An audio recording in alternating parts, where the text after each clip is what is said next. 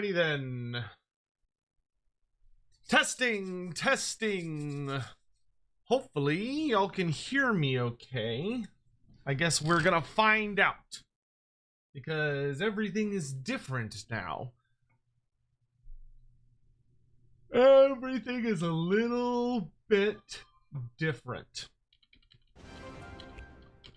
Y'all let me know if you can hear the game okay. My setup is super crazy different right now.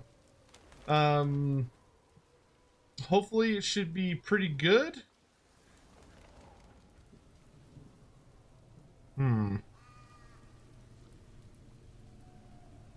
Oh. That's why.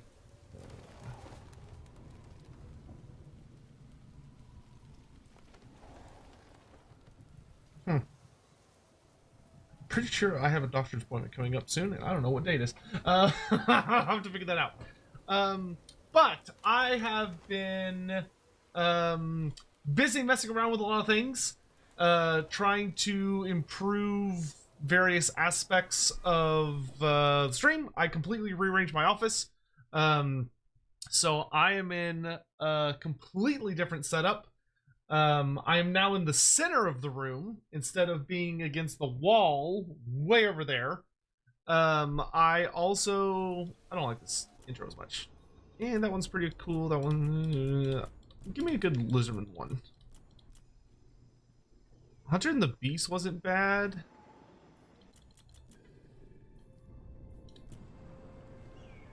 Sons and the Fury is pretty good. Yeah, we'll do Sons and the Fury.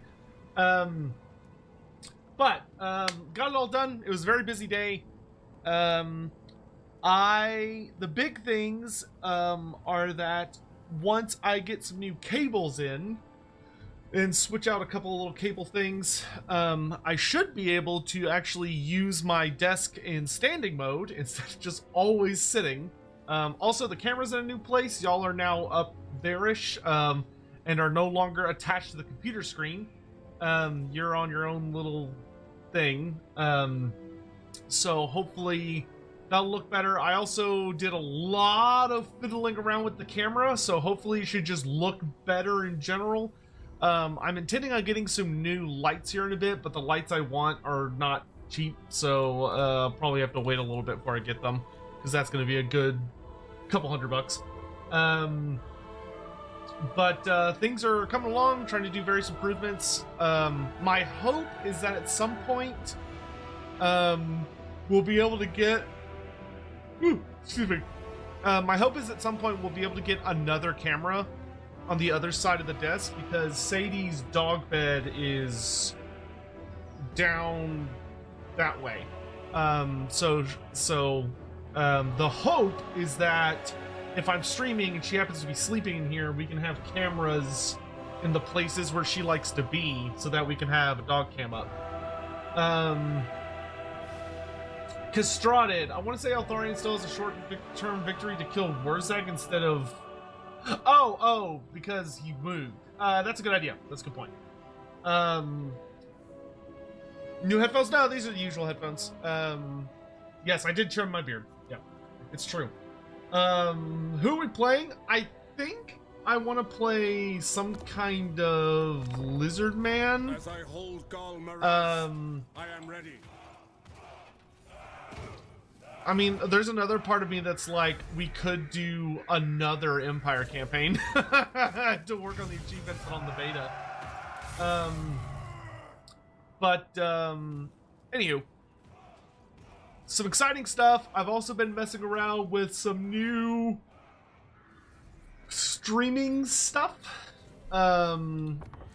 There's even a secret hidden somewhere. I don't know if anyone will find it, but there's a little secret around here. Around these parts. Cheered. How does my voice sound, by the way? Enter the Konami code. Unlock the Fishman. Like, can y'all hear me really clearly? Does it sound alright? Because I had to completely move everything. So I completely disassembled my entire setup. And my microphone had a lot of different components. So I was quite worried it was going to break in half. It sounds good. Okay, excellent. That's nice to hear. A Beastman campaign? Oh yeah, we could do a Beastman campaign. So I think let's do this. Let's do this, right? I will narrow down the race list to how many can I do on YouTube once? I think I can do 4. All right, so I'm going to narrow it down to 4. And then y'all get to pick between those 4. And then depending on what y'all pick, I will then get to pick the faction. So that's what it's going to be. So y'all will get to pick the race. I will pick the faction. So we're going to do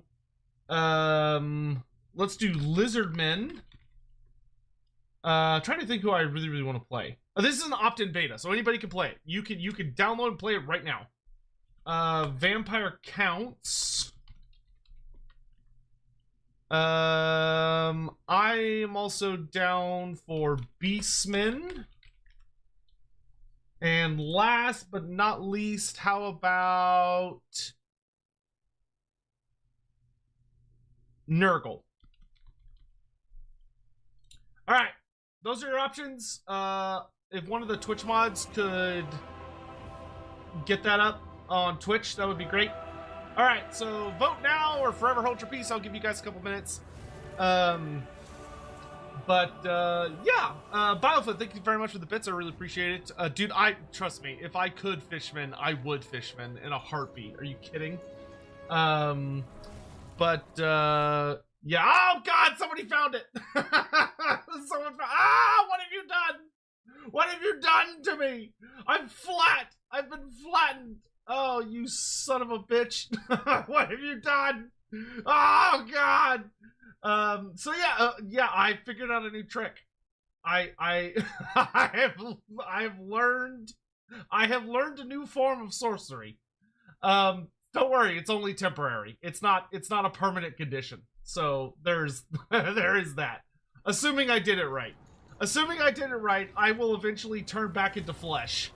But if I happen to stay like this for a very long time, someone let me know. But yes, there is now a 2D form, which sadly YouTube does. It's a shameful display. YouTube sadly does not have. YouTube doesn't have like redeems. It's a Twitch only thing, but it's on a timer, so it doesn't last forever. Anywho, so this is the I call this the little guy. This is little guy Sotek. I haven't. One of these days I should probably make an actual name for him. But for right now, he is simply little guy. It's not little guy, it's little guy. But in any event, he should. Yeah, please. If I'm PNG tubered for more than 5 minutes, please, someone for the love of God, call a doctor. Let's scoot him over just a smidge. There we go. Isn't he adorable? He's adorable. It should have a cooldown. I want to say it has a. Oh, you know what?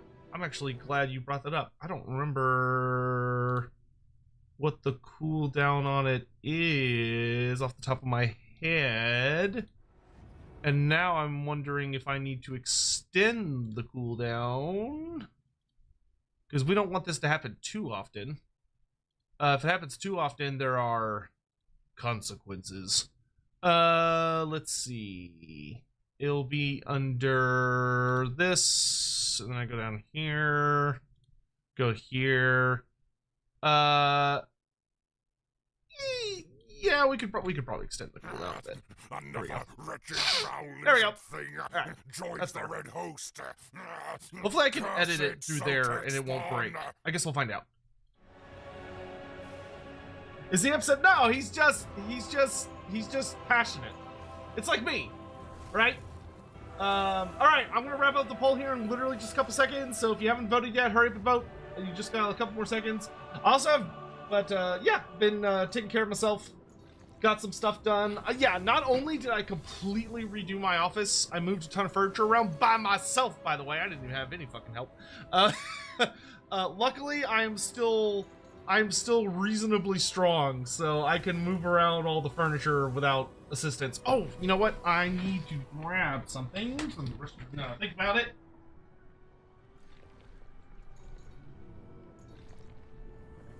There we go, much better. Gotta have Kleenex so I can blow my nose. Gentos, thank you for the 32 months in a row. Really appreciate it, my dude. Thank you for the support. I don't care who wins. I just want the Beastmen to lose. Oh man. Anyway, hopefully you're all doing well. I also deep cleaned my office, which is super nice.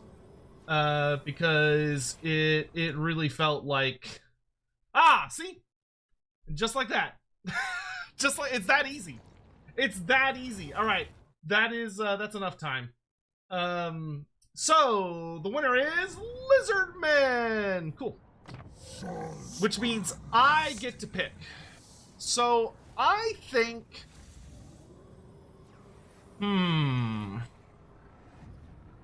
I think I would either like to play Gorok or I would like to play Krokgar. I think either one of these would be interesting to kind of see how the AI is performing. Because, like, I've heard that good old Skulltaker is like pretty interesting.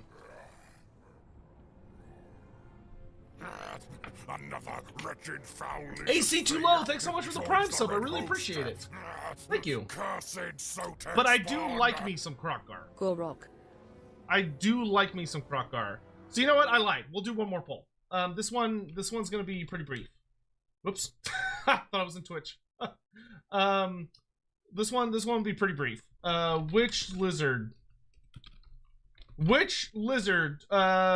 What about Tehenuin? I mean, I played Tehenuin quite a bit. Do I want to play Tehenuin? No, I'm feeling Saurusy today. I'm feeling Saurusy today.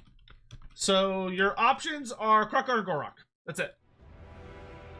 Krokgar or Gorok. Vote now or shut up forever. AC too low. Hi Sotek, happy to have caught the stream. Do you think any race in particular will benefit the most from the AI tweaks? I've always felt the AI was kind of uneven between races. I don't know yet. We'll have to see. I think it's mostly, from what I was reading in the article, I think it's gonna mostly influence. Hopefully it'll make it more, how do I say this? Hopefully this will result in a wider variety of ways for the situation to turn out.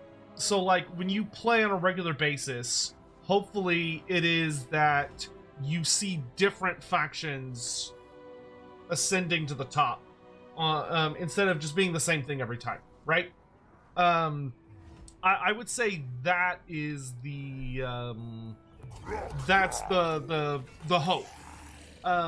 For right now, I mean, factions that I think I would be interested to see them do well, I would almost say there are factions that I'd be interested to see do less well.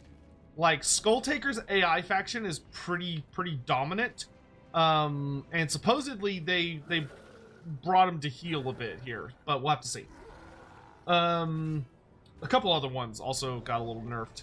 I think I'd like to see Clan Mulder and Archaon be much more reliable, which they both got kind of buffed, AI wise. But yeah. Lord Gron, thank you for gifting a sub. Thank you. That's very kind of you. Appreciate it, my dude. Thank you very much. I appreciate the support. That's gonna go towards my new lights, because these lights suck and I hate them. I'm also gonna get new sound absorbing blackout curtains. I need to get those. I need to get some like cork boards that I can attach all my soundproofing foam to, so I can hang those up in certain parts of the room. I also need to build myself a little mini recording booth that is like mobile. There's so much shit I want to do. Lore fact, what is your favorite Night Haunt fact? My genuine favorite Night Haunt fact is that the Night Haunt have to rely on psychological warfare to be at their best. If you are able to like deeply resist fear, like you're able to keep it together and not be afraid, and have like deep, strong faith when you're fighting against Night Haunt, you can hit them and hurt them with a mundane weapon, which I think is super cool.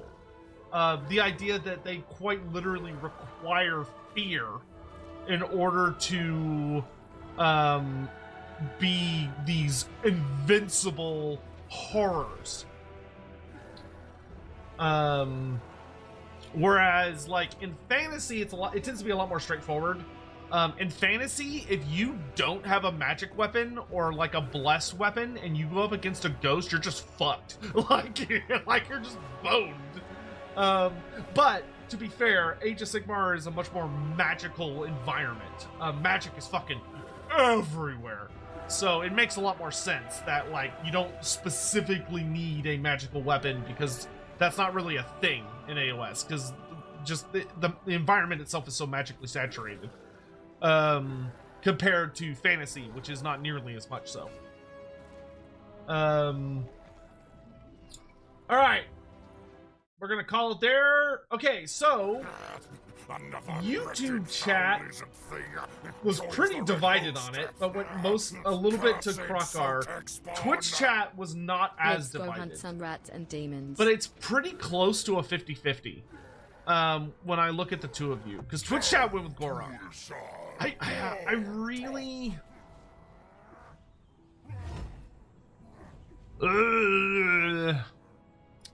Tough.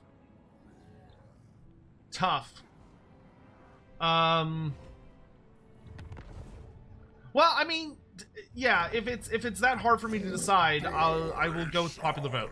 I really want to check out Gorok, because I'm really curious about that area in particular when it comes to AI. So we're going Gorok. Chase, Spanish, Bitch, Cheddar, Gante, it's good to see you guys. And while we're getting loaded in here, why don't I say to say hi to everybody I can? Feel free to say hi in chat. And if I don't remember if I've uploaded YouTube emotes or not. Oh, wait, well, on YouTube, you have to be a member to use the emotes. The rest of y'all can't. But feel free to use the just wave emote, or the closest thing too. But hello to Antagonistes, Book of Woe, B0 Tomer, Solter, Zictive, Dude, I'm James, Michael R, Chief Titanicus, Delta Cunt, how's it going? Hawk Oddly, of course, the GOAT, good old Chief Mod. Bishop Cheddar, good to see you. Gigago Gantes, thank you for the 43 months in a row. Really, really appreciate the support. Thank you. Razor Dragon Tail, hello. Mageen, hi. Oregano Pepperoni. And before maximum player bias, I haven't found the player bias as bad, even in like the modern setup. Metal Magnus, hello. Ty Belane, Alex Loeb 2203, Rovenier, how's it going? Thoughts on the siege announcement? Peasant! So, okay. Peasant! I had heard. This is actually worth talking about. I had heard a rumor. Ben Fisher, Victor, hey, how you doing, dude? Y'all see my all of the love the games have been getting. Y'all see my Wolfrup GM in chat, because he's so Icelandic that he put the GM in his name. What a Nordic thing to do, I feel like. Stepos, hello. Itinerant Spark, hi. Recyclops, how you doing? Gladiator, hello. Ned Ariad. No, Ned Araid. There we go. Craft Kraken. I like that. That's a good name. Biofoot, good to see you. I would love an AOS computer game. I mean, Realms of Ruin had a pretty fun campaign. I wish it had been more popular than it was. They should have had base building. They were damn fools not to have base building. Cowboy Ronin, thank you for the 6 months. Glad to see all the love the games have been getting. Dude, Total War is cooking, man. It is wild to me watching how popular the multiplayer streams have been getting. I need to get back into the multiplayer scene. I mean, Antisty's got like 500 plus people watching when he streams multiplayer on YouTube and stuff. And like, I mean, tournaments are bringing in like quadruple digits. Like, it's bonkers. Which is great. Like, bonkers in a good way. Very, very good way. I've rekindled my love for this game, but I need people to play with. Where can I go if I want to find a committed IE campaign? Yincho, you could try our Discord. You might be able to find some folks in there. Alternatively, you might try long-term multiplayer campaigns. I'm not actually sure where would be the best place to look for people that do that. In our community, I know there are people in our community that do stuff like that. If you're looking for multiplayer, I would recommend the Total Tavern Discord, which is Turrets. If you're looking for, well, multiplayer like battles. If you're looking for campaign multiplayer, I would probably try our community and just like kick around and see if you can find someone else to play. Oh yeah, so sieges. So I had heard, this was a while ago now, like several months. But there had been some like rumors kicking around that when everything went kind of like tits up with hyenas, that it was basically going to cause a situation where the Sophia team, a lot of the projects that they had been on were like pseudo canceled. So like, you know, there were, it's not a secret that when hyenas happened, there were a lot of other games and other ideas and stuff in the works, and sadly, for you know, a lot of people lost their jobs because they went through 2 redundancies, which is like a British term for like 2 waves of people essentially getting fired. And there was also just tons and tons of projects that were canceled, which is heartbreaking because like that was a lot of people that had to suffer because some executives made some really, really poor decisions trying to get in on like a market that was already oversaturated. But in any event, when that happened, there was the idea of like the Sophia team, a lot of things they had been working on basically got canceled. So they were going to, so the idea was, what are they going to do now? And I had heard that they were about to start working on like a lot of Total War Warhammer stuff, which in and of itself was super exciting because the Sophia team does a lot of really good technical work. That is like by far their strong suit. And it was like, oh man, I bet they could bring some super cool stuff to Total War if they were allowed to. And then I had heard basically someone say, oh yeah, there is a like there's a chance. I didn't hear like they were going to. I just heard there was a chance that they were going to take a whack at sieges. Like they were gonna come in, because like the head studio in many ways had just kind of like given up. Not because like they didn't want sieges to be better, but the problem with sieges is that the foundation has so many problems, and you have to use really bizarre, creative, awkward solutions to try and mess with it. So there was this whole discussion of like, well, you know, Warhammer 3 is just never gonna get a siege rework because like they just felt like their resources would be so much better spent on other things where they know they'd make a good impact, instead of the situation with sieges where why waste resources on it if there's not a very good chance that people are going to like the changes, if they can even get the changes to work. Like, a really good example is, like, butt ladders, right? A lot of people hate the ladders. And I know CA has tried to remove the ladders, but when they did it, in a test, they realized that it caused, like, a whole bunch of other problems.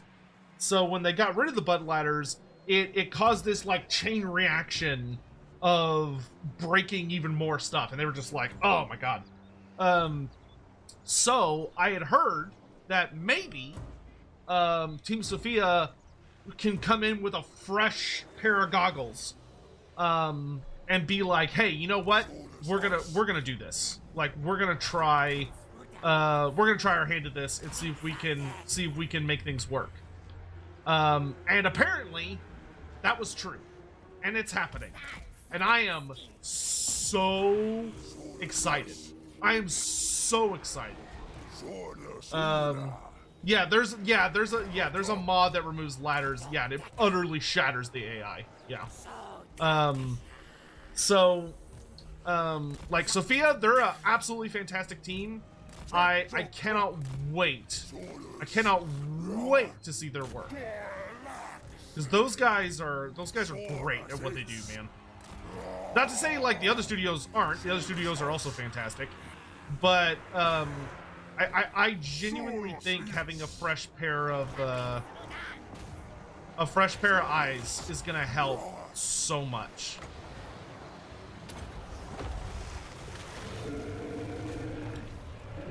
Alright, let's get to work, boys!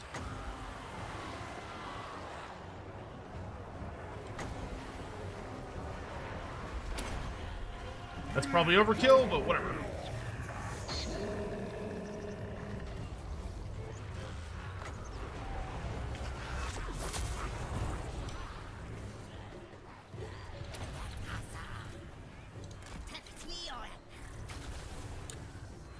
Mr. Sotek, will we ever see who? Oh, Abarash? Is that I assume you're talking about Abarash the vampire. Will we ever see Abarash in game? I don't know. I don't know, my dude. That is a difficult one to answer. I like how these two are just absolutely not hitting each other at all. That is a difficult call. I think there's certainly possibility for there to be a, I think it's certainly possible. But it does require, some, how do I say this? Adapting Abarash is a little more difficult because you have two issues. Which is that, number one, I don't think that Abarash makes for a good legendary lord. I'm gonna be honest. I don't think he does. Token trinket to give to front. Yes, yes. Yes, yes. Good, good.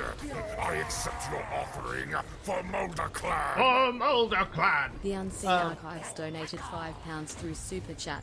My biggest issue with Sieges is at the campaign level. I build up a strong fortress, I'd have a lot of fun playing on Defender, and AI never attacks. That's a problem I have not had super terribly much of, unless you're talking about, like, having a big fat garrison on top of a big fat army. So, like, if the AI attacks it, the AI is just gonna get its ass absolutely whooped.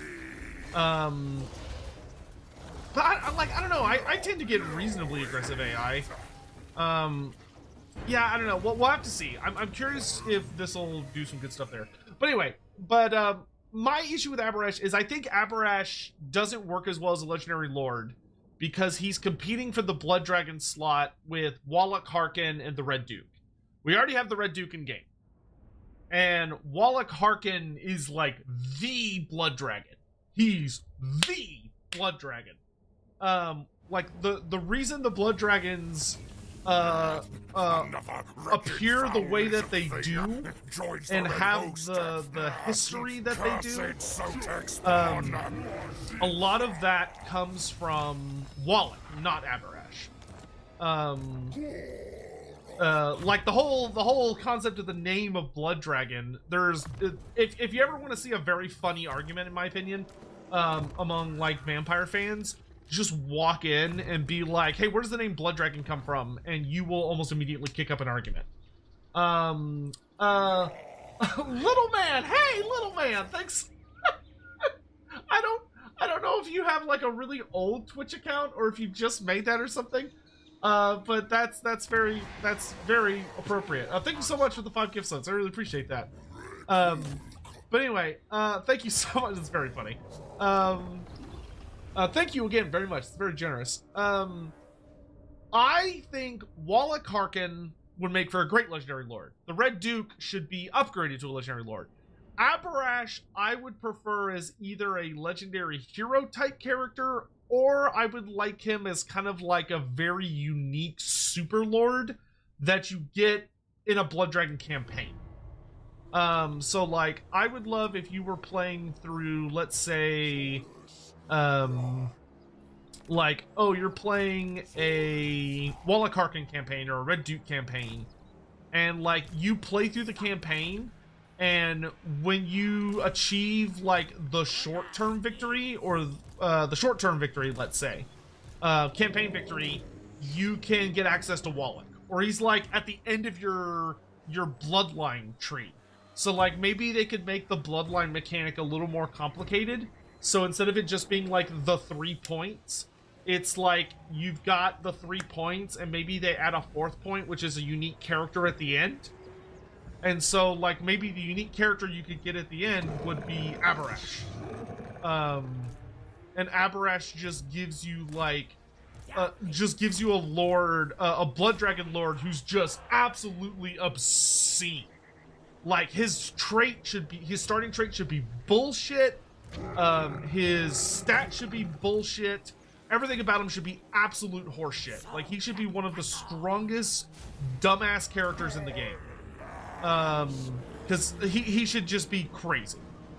That's how I would prefer him in the game.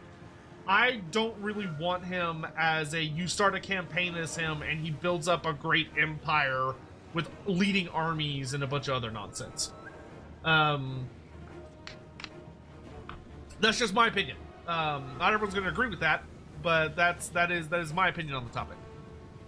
Unseen Archives, thank you for the super chat, by the way. I really appreciate it.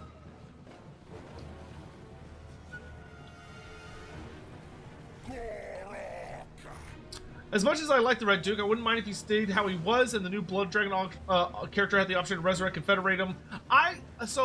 When I say I want him to get kind of the full treatment, I would like for him to get a unique voice actor. I don't necessarily need him to go like up the full tree of like, oh, you can start as him and stuff. Like I'd love that, but if you were gonna make the Red Duke a playable character, you would need to definitely spice him up a fair bit. You'd want to do some stuff with him. Now granted, that could be done. For instance, you could go out of your way to make the Red Duke into a Bretonnian vampire count hybrid character that leans harder on the vampire count side of the equation. And that's like his unique gimmick. In which case I think he would work great. Alternatively, you might want to you might say, well, instead of that, maybe we could do something like, we bring in a voice actor for him, and we clean him up a little, but he's not a starting character, but there's like a reliable method by which you can get access to him, even if he dies. Like, granted, I really feel that the vampires should have a pretty reliable resurrection mechanic for their like characters that die, because that's like a whole thing for vampires, is that death for them is more of like kind of a pseudo mild inconvenience. Yeah. Oh, that's Gary. Thank you so much for the. Oh, that's very sweet. You're a living gift on Earth. Sickest content. Well, thank you. That's very nice. That's the nicest thing someone said to me in a hot minute. Not to say that people don't say nice things to me, but that's like super nice. Thank you. I really appreciate that. I love that Gorak has charge reflection now. Like, I love that if someone charges him, they're just in for a bad time.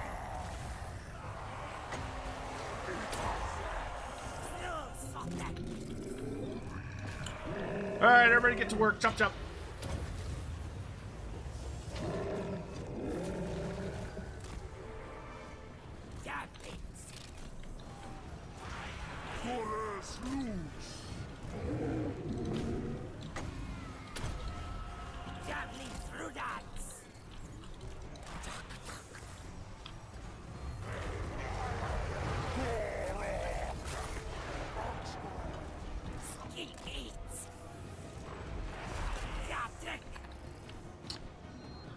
How could Bretonnia fit with the Slash DLC? Very easily.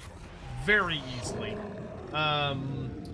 It would, so one of the things to keep in mind is that the DLCs aren't necessarily that thematic. Like, Omens of Destruction was like, oh, they're all kind of like bashy races. And then, I mean, Shadows of Change wasn't even that much. Shadows of Change was like, they're spooky? Kind of? Like, that's... So, like, the DLCs I don't think care as much about themes. But I have, like, a whole roster proposal upgrade thing for Bretonnia. Like, they're coming up in my... they're after Norska. Well, no. I'm doing the Human Norska video, which is almost done. And then after Norska is Tomb Kings, and after Tomb Kings is Bretonnia. But I mean, like, you could throw them in there pretty easily. I will say, Bretonnia should get one DLC. Just one. Just one DLC. That's all I'm asking for. They don't, like, I don't think that's that ridiculous. I don't think that's too much to ask. Just one little DLC. One little scrap. One little morsel.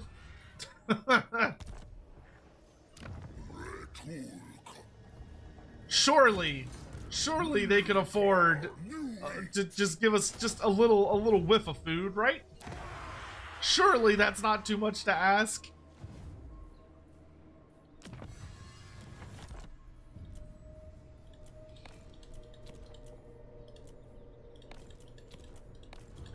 Now, granted, I'm not saying that they need it right now. Bretonnia is definitely not my top pick for the DLC. My top picks are Slaanesh, Hyles, Norska is like my go-to.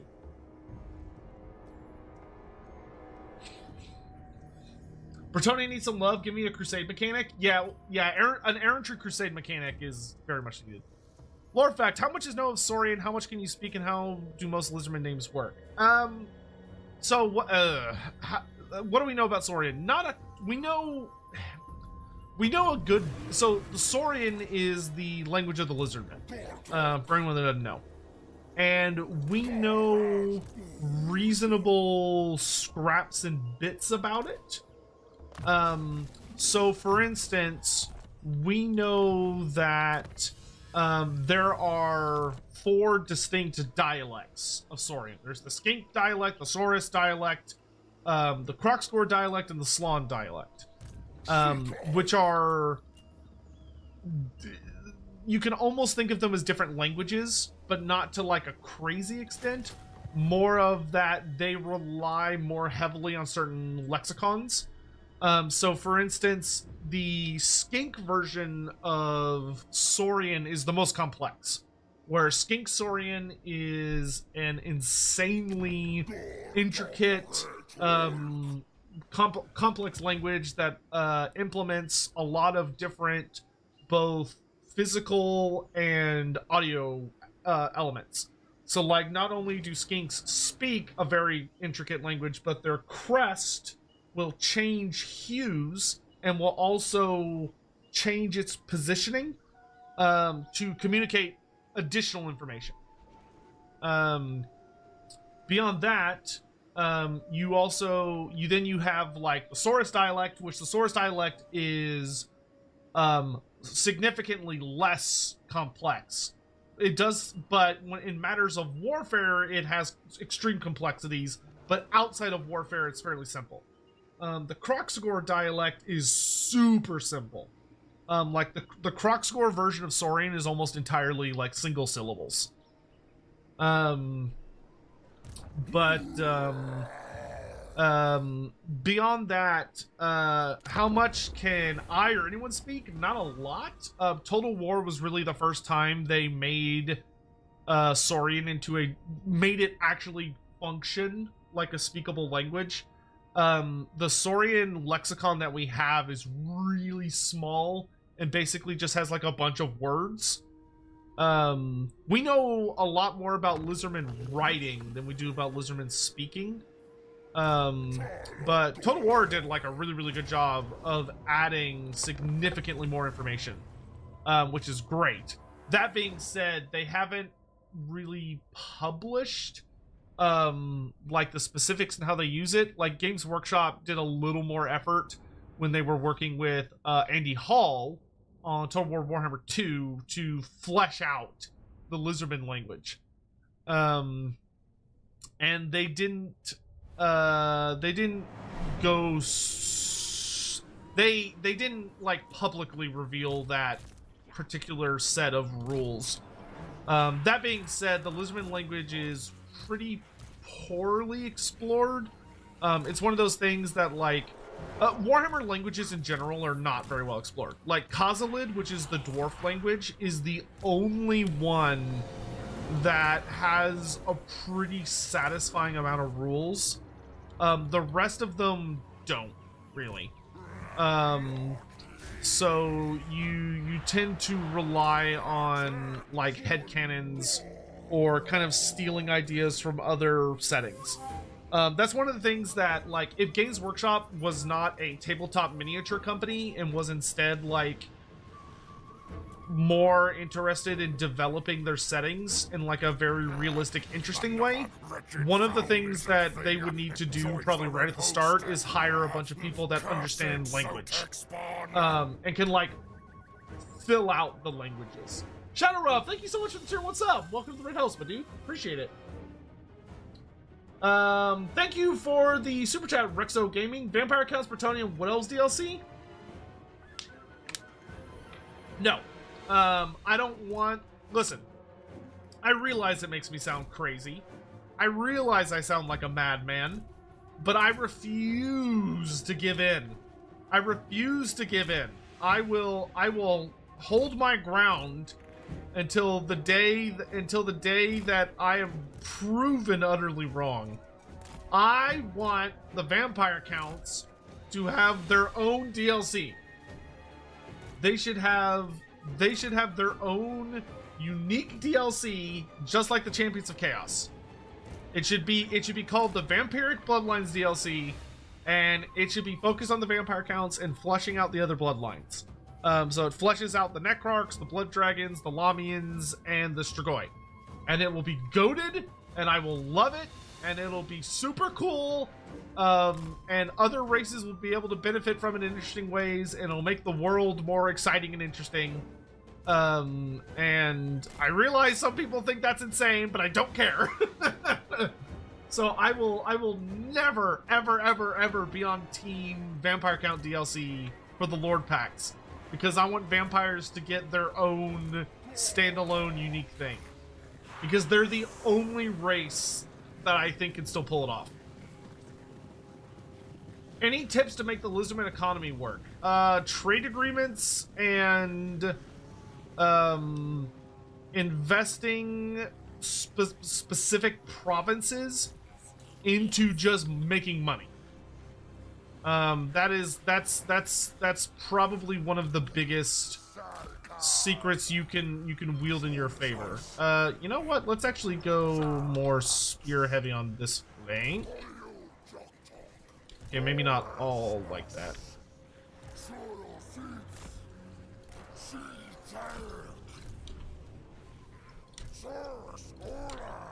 Because most of his big stuff's on that like.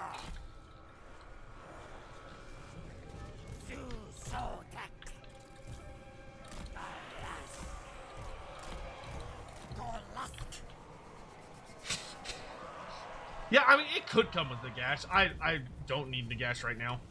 But, like, I'd love to have Nagash at some point, but I don't need him at this exact moment. Excuse me, sirs? Sirs?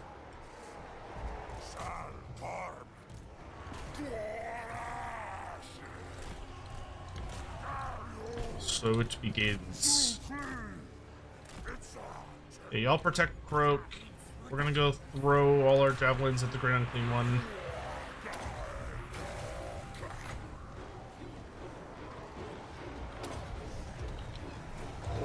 Brace for impact!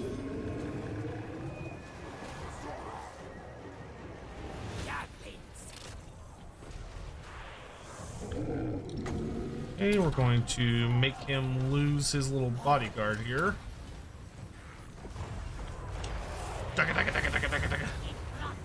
Could Lord Mortkin be a cool, unique, legendary lord? I do not think so, no. Mortkin is a character that I think from a narrative perspective is super interesting. I think from a storytelling perspective, he is a fascinating individual that has a lot of really cool elements to his story that are worth exploring and looking into. But I don't think that really carries over to Total War. In Total War, Mortkin is kind of just another Chaos. He's kind of like Archaon, but shittier. Like, he's a Chaos Lord that rides on a Juggernaut. That's it. That's what Mortkin is. Everything else about him is only interesting from a narrative perspective, which in and of itself is cool, but in Total War, I don't think that's enough to carry him. Compared to someone like Sail the Faithless, who it's like, oh, okay, this is a full-on shaman sorcerer who has a unique chaos spawn pet demon thing, and he rides on a war mammoth, and he's very thematically appropriate for expanding Norska, for instance. Or Munamem, or if you want like more other kinds of chaos characters, getting access to oh man, Igrum von Horseman, and such. Mortkin's he's kind of just a guy. Like, he's cool, but the coolest thing that he did was he died. Like, it sounds kind of weird, but that is the honest to God truth about his character. The coolest thing Lord Mortkin does is how he chooses to die, which is neat, but I don't really think that's legendary lord material. For Mulder Clan. Alexander donated 100 Swedish krona through Super Chat.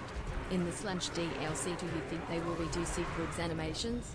He really could use some new animations to bring his personality to the battlefield.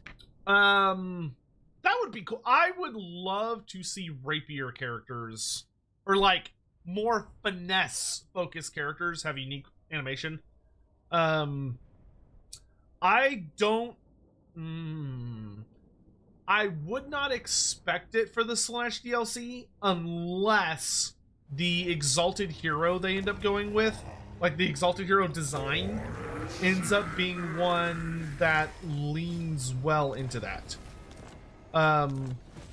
So for instance, if they come out with an Exalted Hero for Slaanesh that is very similar to Sigvald, then I could absolutely see that being something that Sigvald would benefit from. However, that admittedly would surprise me very much. I would not expect there to be much in the way of merely a flesh wound, yeah. I wouldn't really expect that. because they're going to want the Exalted Hero to be different than the Lord, and the Lord is already kind of the sword and board guy. So I would expect the hero is probably going to be something a little weirder or a little different. I don't know what exactly, but something different. So yeah, I don't know. I agree that I would really love for there to be better unique animations. But I don't think that this DLC is going to be where those come from. So hopefully that answers your question and isn't too disappointing of an answer. What is the Winds of Magic here right now? Blowing. Oh, that's good.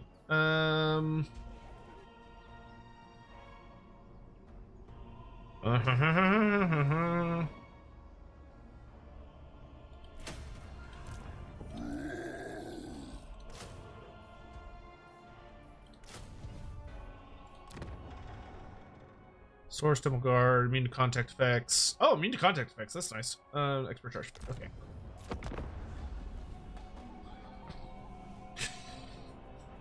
What Dark Elf characters could headline the Slash DLC? I would be shocked to see Dark Elves, to be honest. But if they were going to do Dark Elves, the only big character left that would be leading armies would be... I always forget his name. It's not Corrin Darkhand, it's the other one. I always forget his goddamn name. The Executioner character. Because he's the only thing that's kind of like suitable.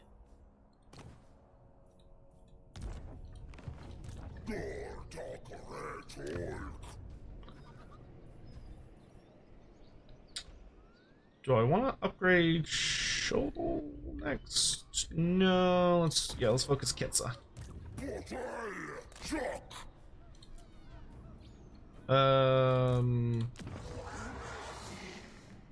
Oh, this recruit rank. More Saurus! Corn Black. No, Talaris. Yes, thank you. Talaris Dreadbringer. That's what it is. Yeah, so Talaris Dreadbringer, I think, if, like I said, I don't think it's going to happen. But if Dark Elves are going to be one of the factions in the DLC, I think it would be Talaris Dreadbringer leading the charge. He would make a fair amount of sense. Oh, I could do... Yeah, it's fine. Let's do Rite of Ferocity so I get extra local recruitment capacity.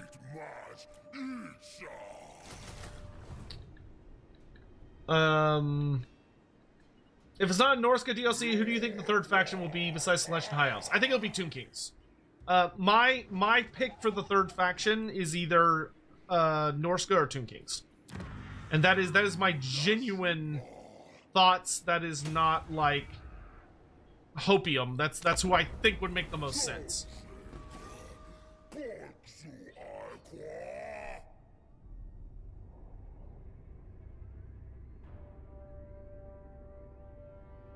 Hawk, I have, and I think it looks better.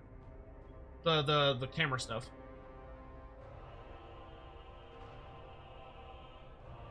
You want more Cathay? I think more Cathay is coming down the chute. I don't think it's coming right now, but I think it's coming down eventually. I think Cathay is inevitably going to receive a lot of attention. X300. Does the Gore and Croc sticker come from the same word the Beastman Gore names come from, or is it coincidence? That's actually kind of a funny question. I would say that from... I would say it is probably coincidence.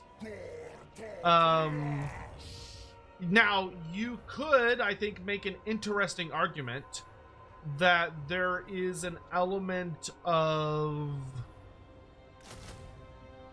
certain words carrying very particular meanings in universe.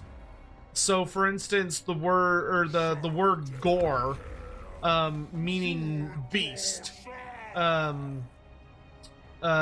is just present in so many cultures around the world. Because there's the whole idea of like realistically, I'll put it this way. Realistically, in the universe, a Lizardman, or a Saurus, let's say a Saurus, would probably not be called a Saurus in the tongue of the Lizardmen. It would probably be something that would sound very different. A skink would probably not be called a skink. A Kroxigor would probably not be called a Kroxigor. Those names would more than likely be the names that, like, the Empire had given to those creatures. Or people that, like, were in the colonies dubbed them that, and that's what they became known as further across the world. I do not think that you would see... I don't think that's what they would call themselves. Because I don't think those are words that really are common in their language. But my understanding of the languages that inspired the Lizardman tongue, which granted would need a pretty significant amount of rehashing, is pretty minimal. So take that with a grain of salt.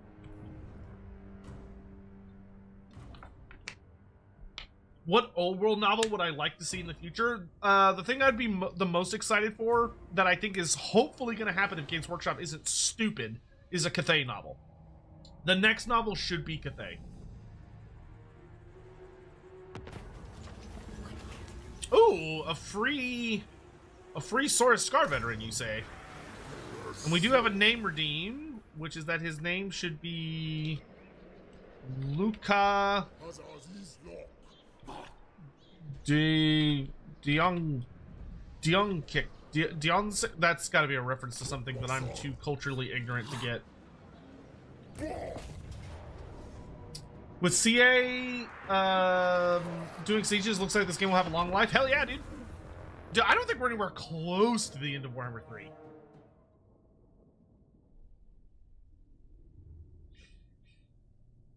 Dawn Chick. Cool, I still don't know what that is. If they make a Vampire Court Lord, should they also give attention to the Vampire Coast? I mean, eventually. It's a basketball reference. Oh, see, that's why I wouldn't get it. Also, the other half of your question, Hawk, how do Lizardman names tend to work? They tend to be very literal. So Lizardman names tend to be descriptors. So their names are usually various Lizardman words that are pushed together to form a kind of like a descriptor or a phrase. You can almost think of it as like almost like a true name, where it is a name given to them that indicates often what they represent or what they do. Not always, but that's the general rule of thumb.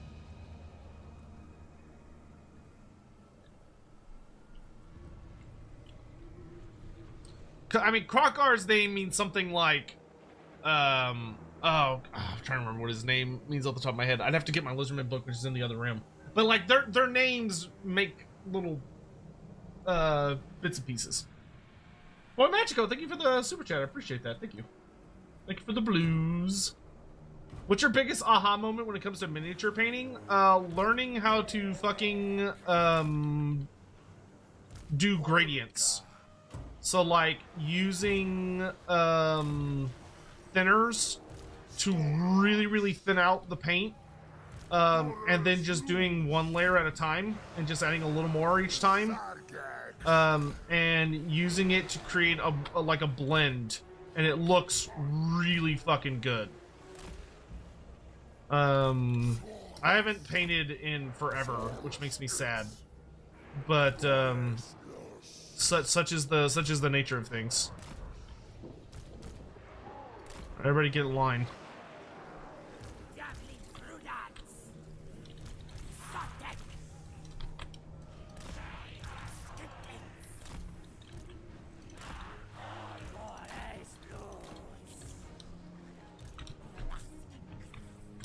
So if you translate a Lizardman, it would be something like accountant? Well, no, it'd probably be weirder than that. It'd be something like... If you had a Lizardman, if you had like a skink accountant and you translated his name, there is a high likelihood his name would be something like, gifted one of the sacred numbers or something like that. Like it would be kind of a weird little phrase. Also, another big one for painting tips is use a different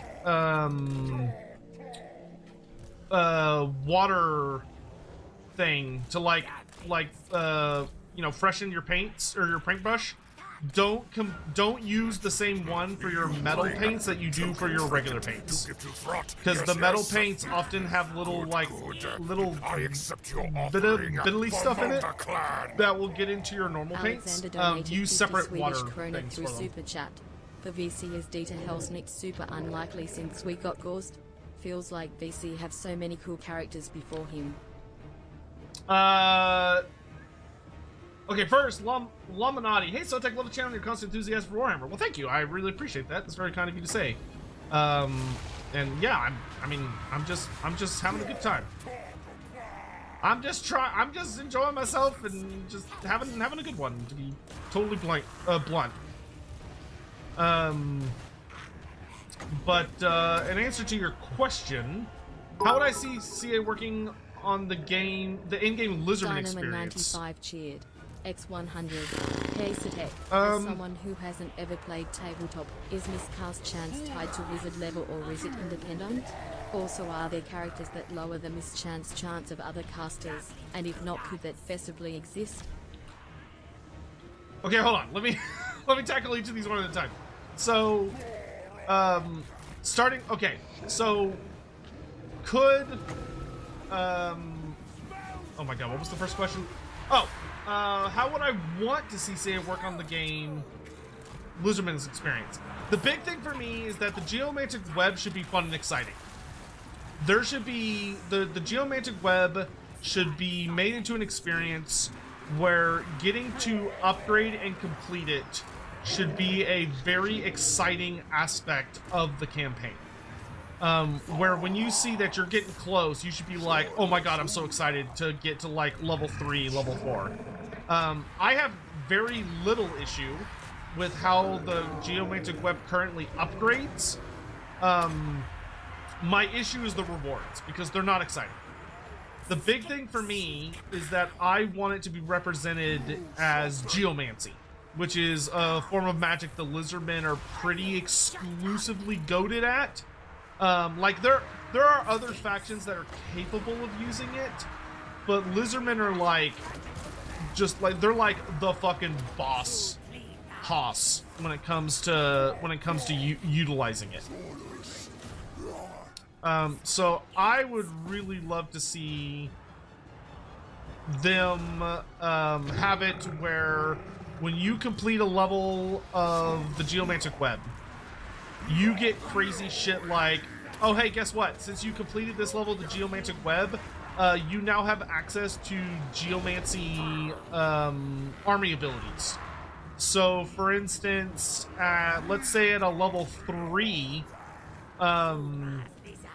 you complete successfully get like a level 3 geomantic web situation.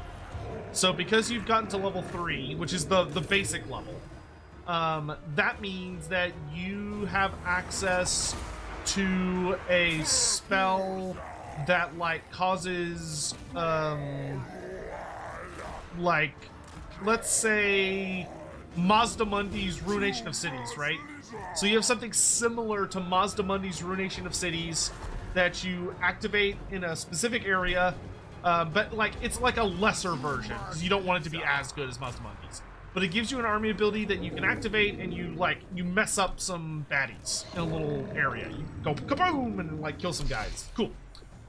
But then you get to level 4, and at level 4, you should get something like, oh well, you passively in a province will reduce the penalties taken from unfavorable climates because you're Lizardmen, and you'll just remake the climate into what you want. Because the Lizardmen can just fucking do that because they're cool. So you can just make the climate more favorable. So you, like, even if it's a red climate, the worst it can actually be is, like, orange. And you're like, cool, great. You also get access to a new army ability. Maybe this one causes, like, it's hard to think of this and play this at the same time. Maybe it does something like, oh, you get access to an ability that kind of works like the Dreadquake Mortar, where you're able to target an area on the battlefield and it causes a big, like, earthquake that lasts for a good 20 to 30 seconds. And all enemies that are in it are, like, super fucking slowed down. Like, they get really slow. Or something like that. Or you get access, and then, like, at the top level, you make it where the Lizardmen completely, in those areas where you have max rank goodies, you have max rank geomantic web, you negate all climate penalties. It's kind of like Kislev, right? But it takes longer than Kislev, because Kislev does it through the control system, or devotion rather, whereas the Lizardmen would do it through building up to a tier 5 geomantic web and having it linked to another tier 5 geomantic web, which is a lot of effort. So you're like, okay, I'm gonna stack my geomantic webs. So now in those two provinces, I've completely gotten rid of all that stuff. And you get access to another army ability, but this one's like super powerful. So you get like a really, really big kaboom type ability. Or it might be something like being able to make an area aquatic. You know, Lizardmen have a ton of aquatic creatures. Being able to, like, cast a army ability that turns an area into turns an area into counting as aquatic during that time could be really powerful, because you debuff all enemy infantry and all of your units that have the aquatic buff would get all the stat buffs. That'd be really cool.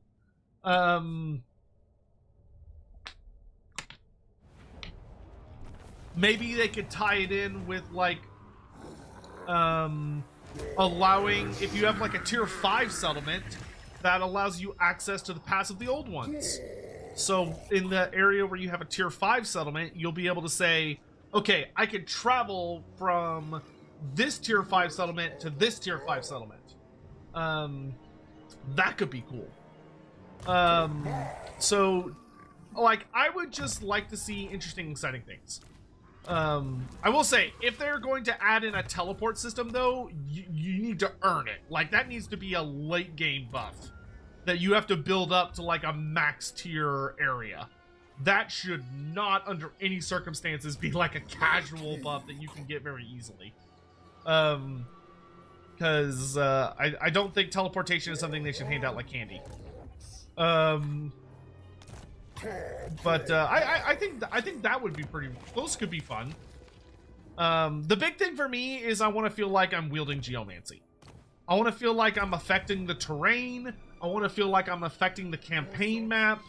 I want to have the vibes of, like, Mazdamundi raising a mountain range to block enemies, right? But maybe that should be more of like a Mazdamundi specific mechanic. But, like, I want that feeling of, like, as I empower the geomantic web, I get access to deeper and more powerful magic. Will we see Skaven in the old world? I think so, eventually. I don't think it's going to happen anytime super soon, but I think it'll happen at some point.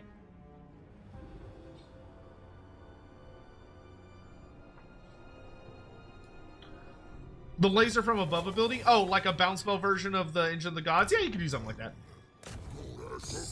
You know, where it's like, activate old one... activate old one, satellite array. Unleash the 40k technology. Go solar engine. Yeah, goofy shit like that. Do I want to save for 4 turns? No, I don't. Okay. Okay, I'm gonna win, what, 2 more fights again? Oh no, I have to Razor Sack Skaven summons. Whoops, okay.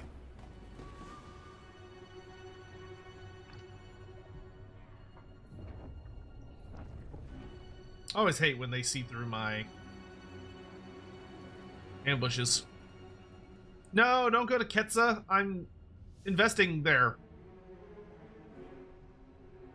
Sotek seems very optimistic about the future of Total War. I mean, I guess. What do you want me to say? Like, oh no, I don't think any of this shit's gonna happen. I think the game's dead and nothing's ever good is gonna, like, no, like, I don't feel like I'm overly optimistic. Some people may interpret it that way. I try to make predictions based on what I understand about the game. Let's go ahead and activate the Rite of Resilience.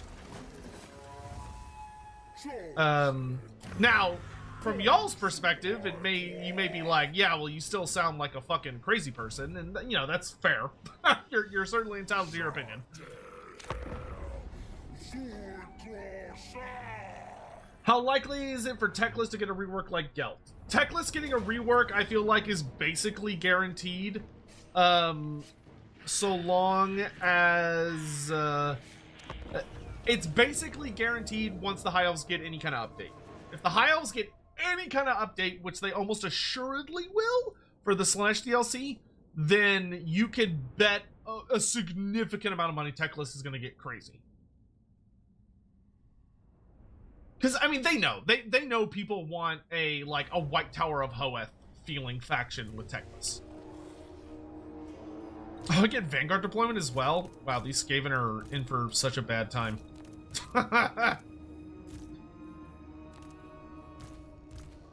They're like, thank God those Lizardmen are slow. Oh, right, because I'm in the stance, and Gorok has that item. The Quicksilver Dragonfly. Very funny. Vanguard Saurus is genuinely hilarious. But like one thing from Lizardman is I'd like the blessed spawnings to be made actually fun. I don't need my blessed spawnings to be like, oh, they're so powerful. I want them to be fun. Make them stupid, like, but in a fun way. Like, make it where like my Saurus warrior blessed spawning, like, I mean, there are two ways they could do it. They could either make it more like it was in Tabletop, where blessed spawning was more like you dedicated, like they were a blessed spawning of a particular old one, so they could get a buff relating to an old one. So it could be like, oh, you give this unit the sacred spawning of Chotek, and so they get fire attacks and fire resistance. Or like better vigor or whatever, or perfect vigor rather, or it's like, oh, these guys are the sacred spawning of Huanchi, so they get Vanguard deployment or stock or whatever. Like, I would love for it to be more like the best way I could describe it is I would love for it to kind of be like Thrott's system, where it's like you pick a unit and they have a maximum of 3 upgrade slots, and you have like 8 to 10 old ones to pick from, and it costs you some kind of resource, and so you're able to invest in upgrading a unit, and when you upgrade them, it's permanent. Like, it's done. Once you've upgraded the sacred spawning, it's done. As opposed to them being like regiments of renown. I think I would prefer them being, or maybe, no, maybe it should be more like you create them in a separate menu. So almost kind of like you're creating an ice switch, right? Where it's like you can create a, like, imagine if it was like the roster of available units that could be blessed spawned, and you pick a unit, and you could say, do you want it to have 1 blessing, 2 blessings, or 3 blessings? And you're like, all right, I want it to have 1 blessing. And then it goes, okay, well, it'll cost you this much. And now you can pick which blessing you want. And you're like, all right, I'm going to pick this blessing. And then that unit goes into a recruitment pool. Like, it could be like that. That way you feel like they're actually spawning into your army. Or you could make it more like, almost like a scrap upgrade, or like Thrott's mutation system, where you recruit the unit and then you select the unit, and you're like, all right, I want you to add these buffs. Good.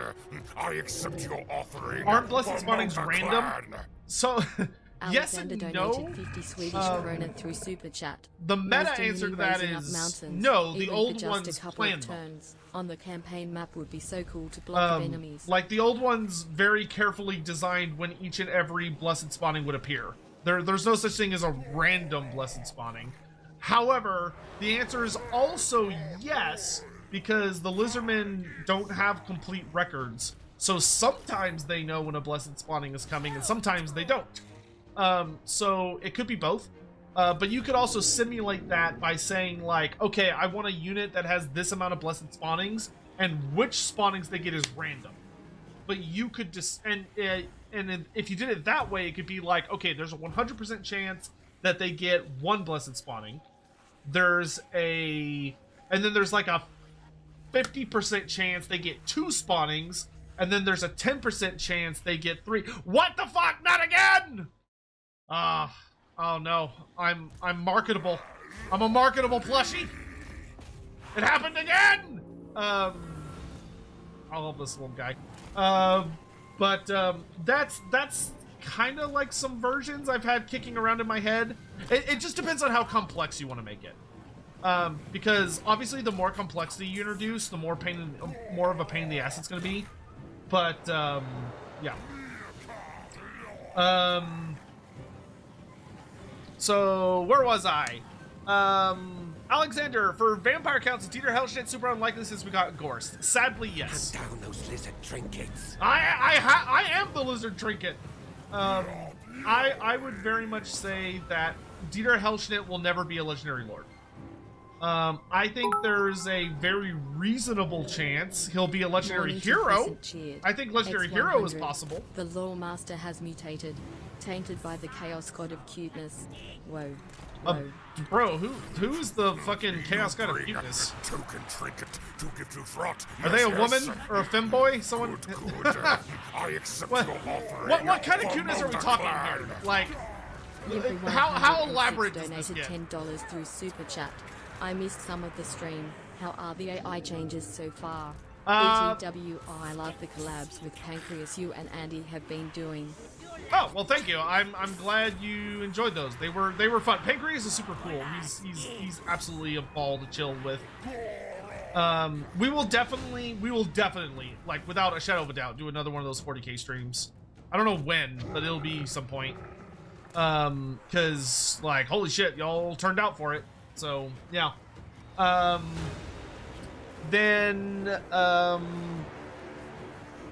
Limper 106. I missed some of the stream. How are the AI changes so far? I would not say that I'm far enough in to be able to reliably answer that. We're still pretty early in our campaign. That being said, I have not had anyone just like declare war on me yet. It seems like the AI is kind of more carefully focusing on specific opponents. So in that way, it's been a little interesting so far. Like, the AI is being a little more, I don't know if I'd say cautious, but it's not focusing on me. That's the way I would put it. Currently, it feels like the AI is just kind of like doing its own thing where it can, but it has not, like, Skulltaker hasn't declared war on me and come to like rip my face in half yet. That has yet to happen, which in and of itself is interesting. So I would say that I am definitely feeling like the AI is not as hell-bent on focusing me. It feels more like the AI is just kind of like, yeah, whatever. So there's that. Dino Man, your bits earlier. Sotek, as someone who hasn't ever played tabletop, is miscast chance tied to wizard level? Not technically, no. So the way miscasting worked was that when you rolled dice to cast a spell, there was, if you rolled a double, well, okay, depending on the addition, this would change, but In 8th edition, if you rolled a most of the time, if you rolled a double 1. So if you rolled a double 1, you would miscast. Now, the amount of dice you would use depended on your wizard level. So the bigger of a wizard you were, the more magic you could use, but also the more likely you would miscast. Now, this changed in later editions, where in later editions, you could throw any amount of dice you wanted, regardless of your wizard level, but you got additional bonuses based on your wizard level. So in 8th edition, it did not matter what your wizard level was. Your likelihood to miscast was the same.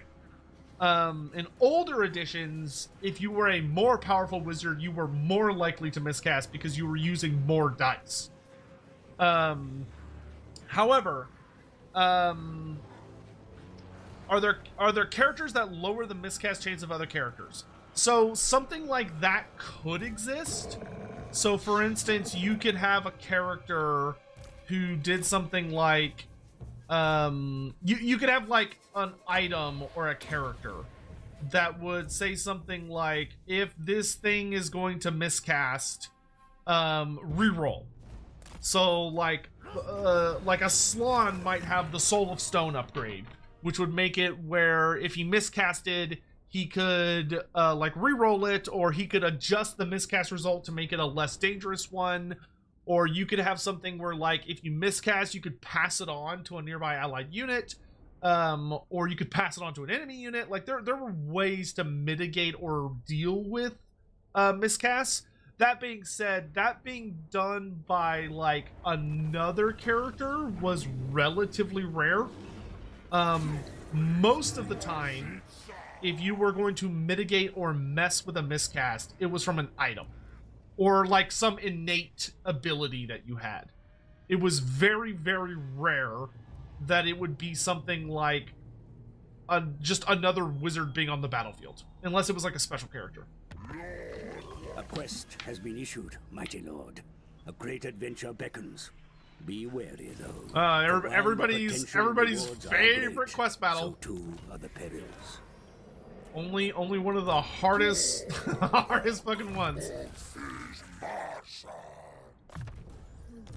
Oh lordy. Okay, so now let's get reserves. Let's grab some training. I feel like training's a lot better now that it gives you like percentile increase.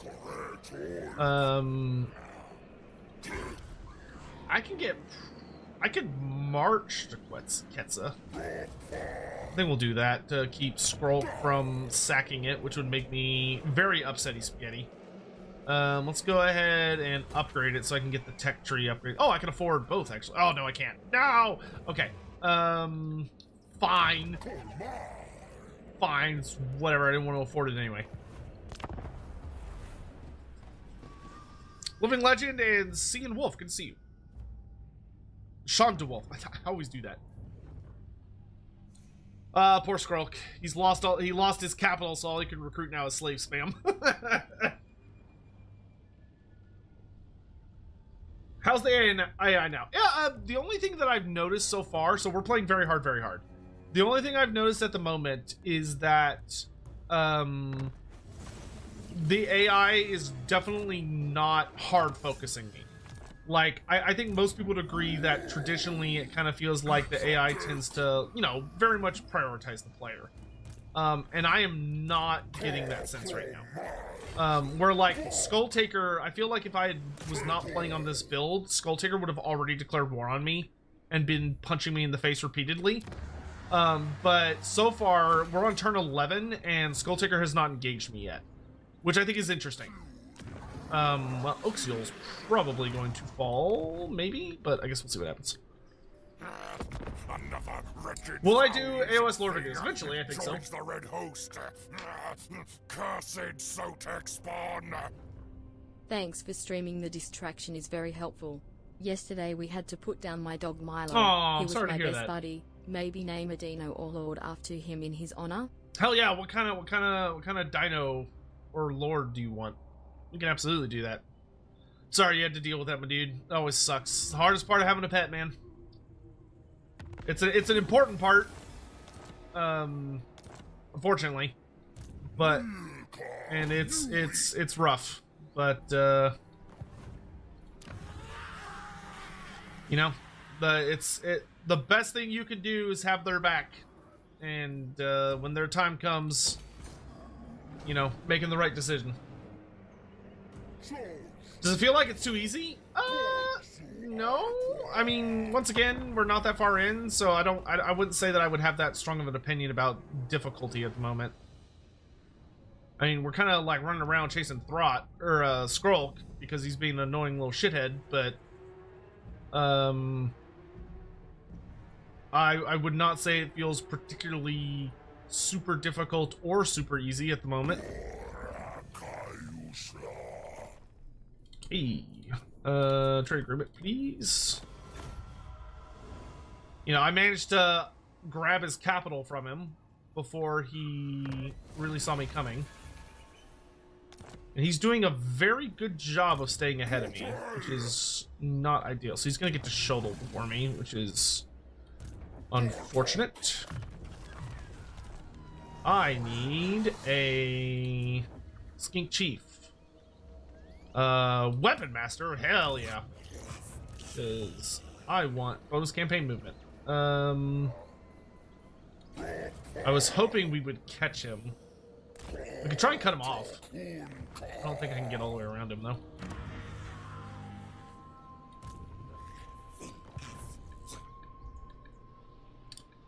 But like, Rakar's being pretty aggressive. Like, Rakar's almost cleared out the mountains, which is pretty swift. Let's Dynamo 95 do... Tube, X100. TBH, having more powerful spellcasters be more likely to miscast seems a bit backwards, and even having it be equal seems a bit odd. Surely it would make more sense if all wizards could use any amount of dice up to max, but more powerful. But what was it? But more powerful casters and more controlling miscast when they get more ones. Well, so the idea behind it was that it wasn't based on how powerful of a wizard you are. It was based on how much of the winds of magic you were trying to utilize. So the more winds you're drawing to you to unleash more powerful spells, the more likely that magic is going to slip free of your control and cause problems. Wizard level had a lot more to do with how many spells you had access to, and also made it easier to reliably cast certain kinds of spells because wizards receive pretty significant buffs based on their wizard level. So miscasting, to put it bluntly, miscasting was just not an element of that. Miscasting was very simply a system of if you miscast, no matter who you were, it was bad news. Like you just didn't want to miscast. Miscasting really fucking sucked. I got you, bitch. Come here.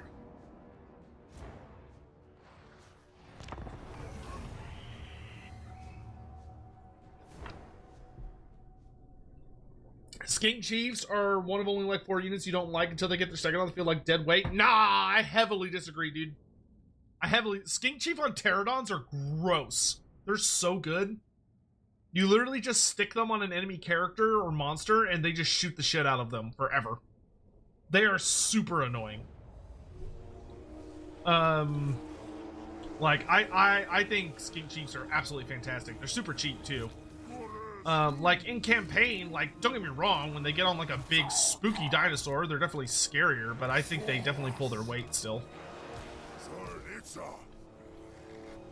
Okay, so let's send 4 of you to go deal with the little side horde.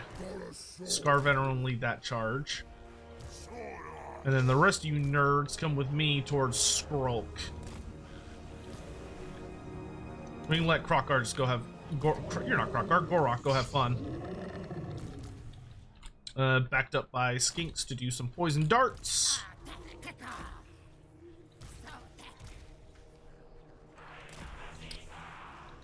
Yeah, because the whole thing about miscast, the miscast system wasn't a... from a very gameplay perspective, a miscast was not a this is how good of a wizard you are. It was if you're trying to cast a big spell or you're trying to go for an irresistible force, which an irresistible force is if you rolled like double sixes, which in 8th edition they were actually the same thing, but in prior editions they were different. But the idea was that if you were trying really hard to get off a big kaboom, you were playing with the devil. You know, you were risking it for the biscuit. And it would really fucking hurt if you fucked up. Like you were gambling big time, and it was one of the most dangerous gambles because you might get off the spell how you wanted, or you might fuck up and then your wizard just explodes and just dies instantly, and you would lose a ridiculous amount of value, basically because you got greedy.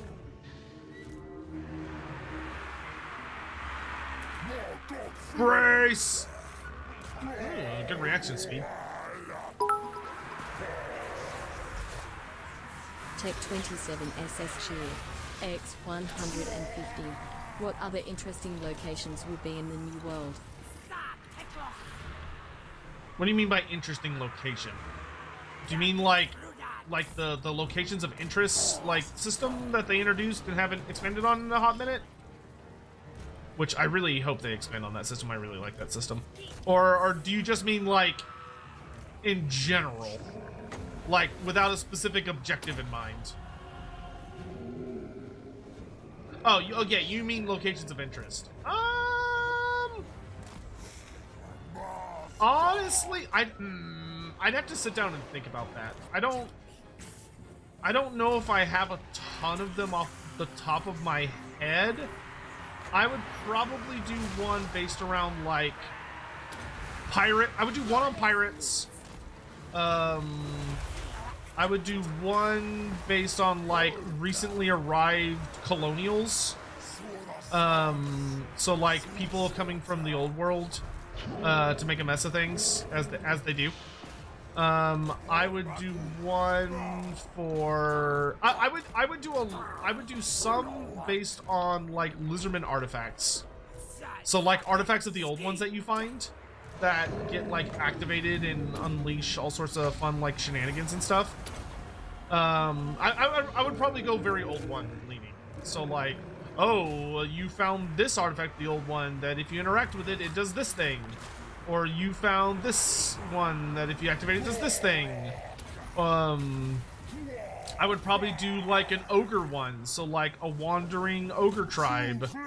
I'd have to play around with it, because most of the old world ones are like they're either businesses or cults, and the new world doesn't really have a lot of cults. That's not something you tend to see a lot of, so I would probably lean much more heavily into old one shenanigans.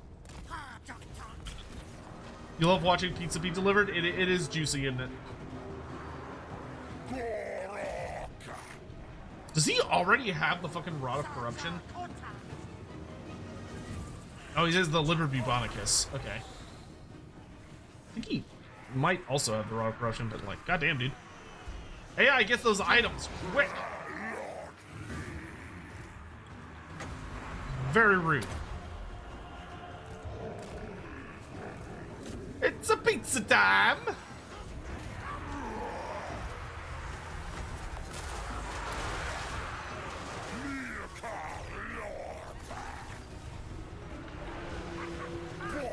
All right, he's in march stance, so we don't need to chase him down.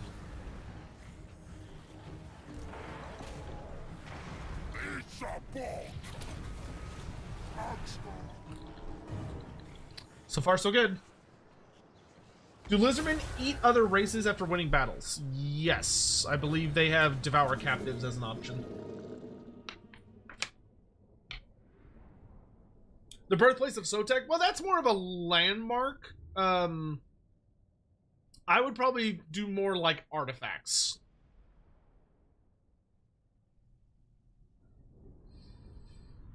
Though you could have ones that spawn in specific places, like I think like the Marienburg one, for instance, can only spawn in Marienburg. Andrew, how you doing? Yeah, kill and eat. Yep. Yeah, you can sate thy hunger. Oh, we got the helm! Oh shit, dude.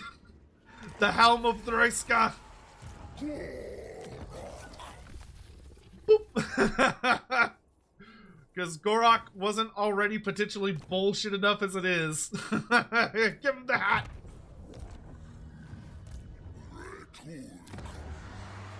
I actually saw a very funny, well, I thought it was very funny. I saw a Reddit post that made me laugh where, oh, I'm stupid. I'm like, oh, I'm so excited for a Skink Chief to join my army so I can have more campaign movement. That's not what Skink Chiefs do. They do casualty replenishment, not fucking that. Damn it.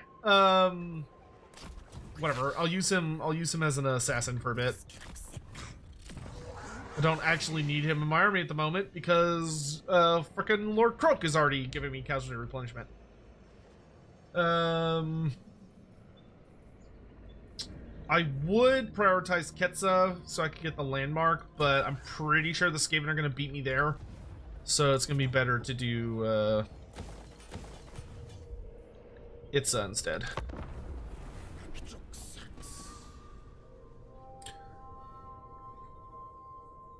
How do unusual locations even work? So it's a random chance. Basically, every turn that you own settlements that have like the appropriate trigger, there's a percentage chance that an unusual location will spawn, and once one spawns, it has a table based on what settlement it is, and then it like makes a decision.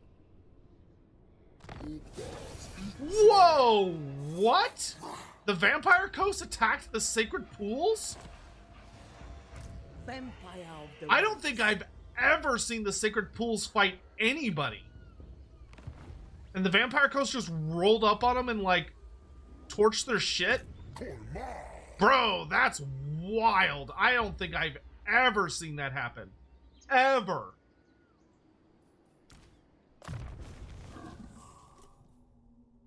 That's new. At least in my campaigns. Yeah,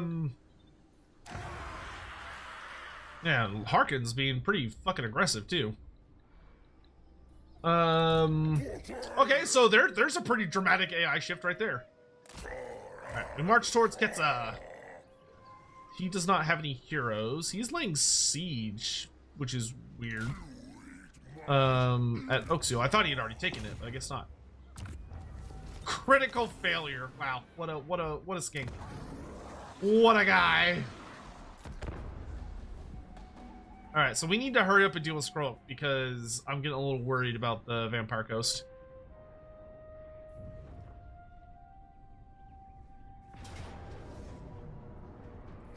Do I have walls? I do have walls. That is a lot of rats, though. That is so many fucking rats. But I mean, if I fight it, I'll kill more than if I auto-resolve. So yeah, we'll kill as many as we can. We have barrier, so we have a little bit of bonus health. That's very funny.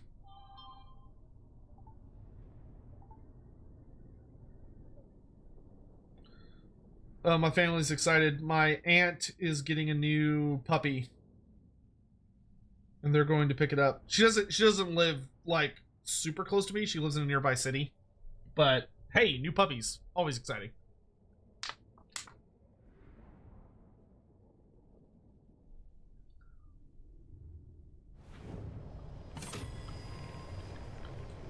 Wow, the Skaven are also attacking from every direction. Oh dear. What the hell?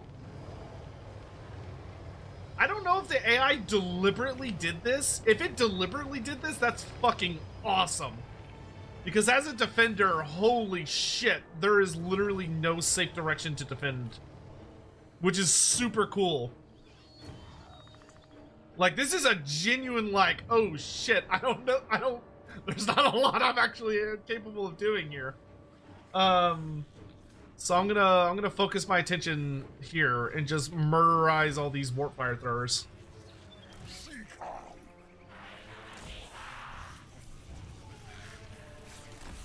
Son of a bitch surrounded us.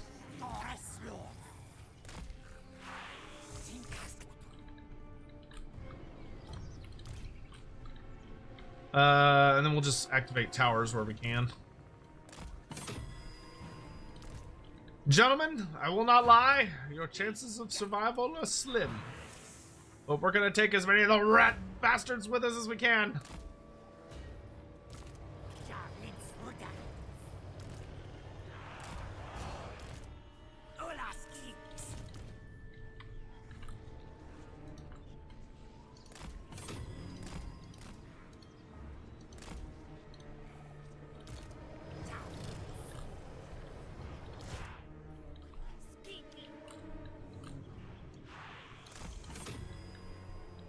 So it begins.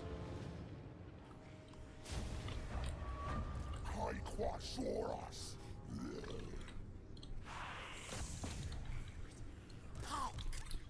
Okay, we want to wait until it gets kind of close, and then we're going to surge out and kill all those warp fire throwers.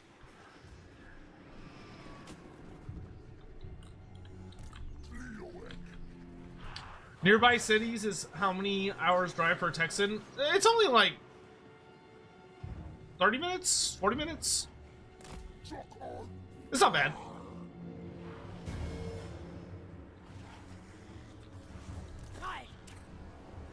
I'm gonna scoot over a smidge.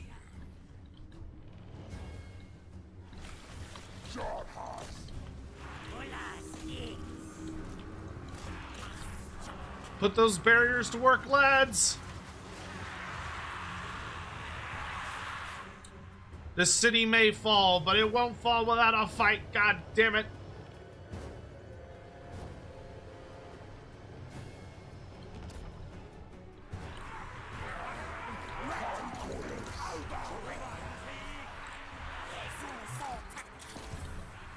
Into them!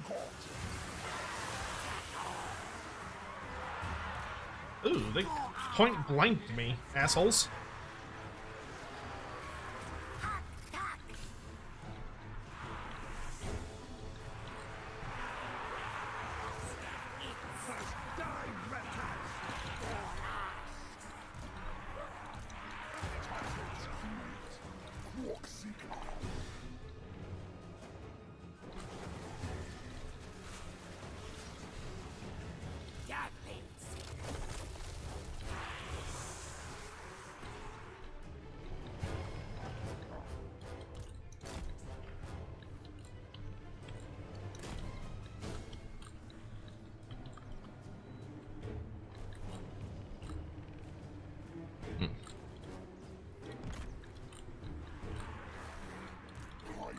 Ah, lordy, here they come.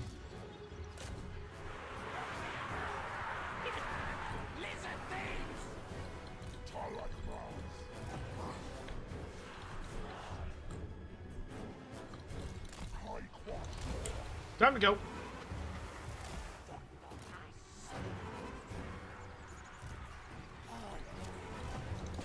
Finally broke those damn warfire throws. Those are fighting to the bitter end.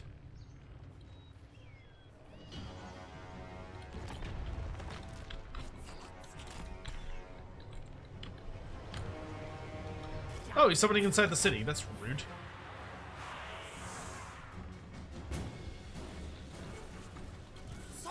How dare thee, sir? When will you and Andy do multiplayer stream again? Oh, oh, geez, I have no idea, dude. Totally honest, no idea. Ow! That was not a bad cast of that at all. That was very rude. You're all just Skaven slaves, right? Yeah, you got your barrier up. You can fight. It's fine.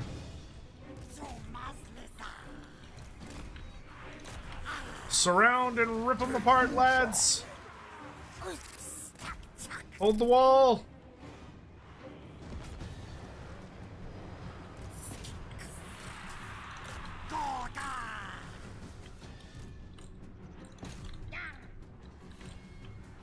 Actually using his summons relatively annoyingly.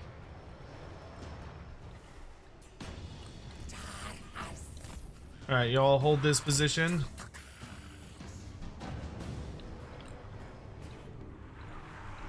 Oh, we might actually kill a Grace here. That'd be fun. Well, just stand there and get him. Stop them from using those butt ladders, lads. Hey, you know what? You can just help with this.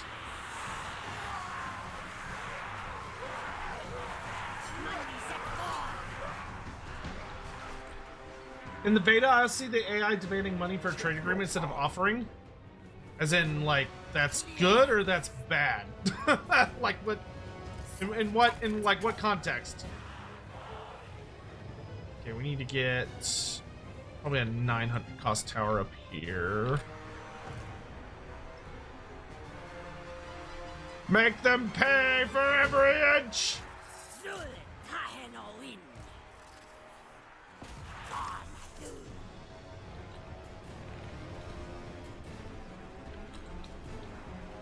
I also think I might cook today. Kind of feeling. Oh, nice! The greaser's broke.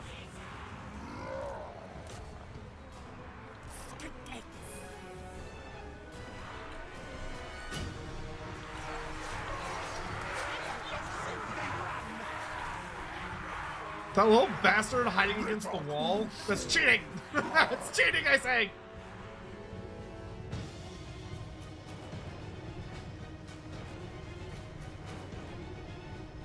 Okay, we just got a random Gracier Plague here. Might be able to hit him, get him with a bunch of pin cushions.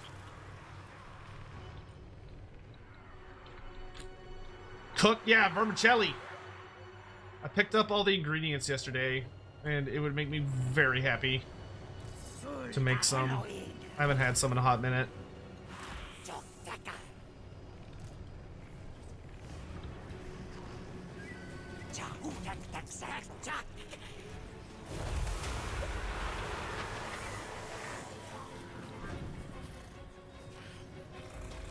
You want to go? Let's go! Ducka, ducka, ducka, ducka, ducka, ducka.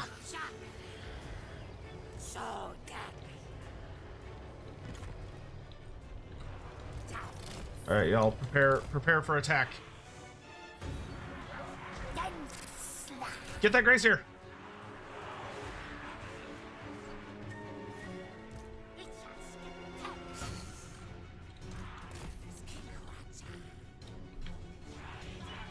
Back to safety, relatively speaking. We got some pretty good damage on him. Kick his ass!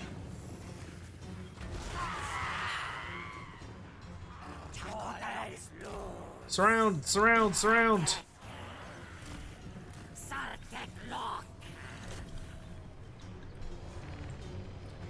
Beat his ass!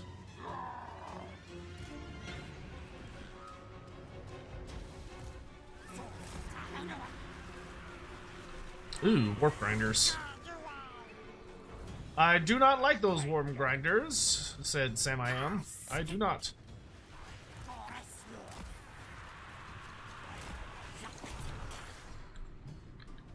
Vermicelli.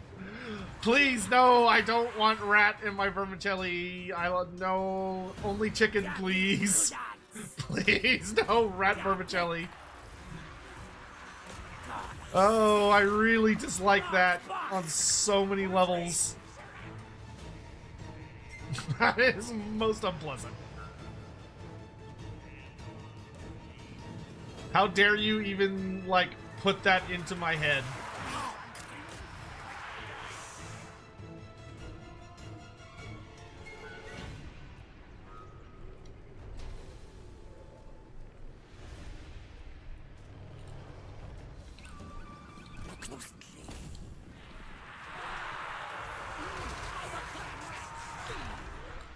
It's gonna be really interesting to see what changes Sophia's gonna try with sieges. Because, I mean, sieges are pretty polarizing. A lot of people like and hate different mechanics. Like, I know I want getting into cities to be, like, a lot more difficult than it currently is. To make the walls feel like an actual layer of defense.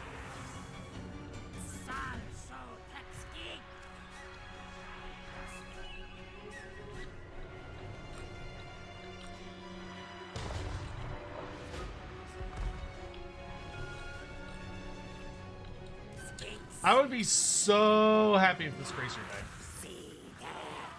Stab him! Shank his ass! Okay, somebody hit him for like 20 damage.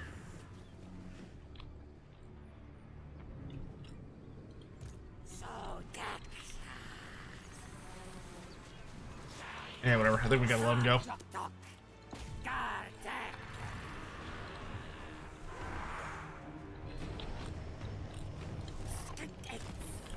To the stairs!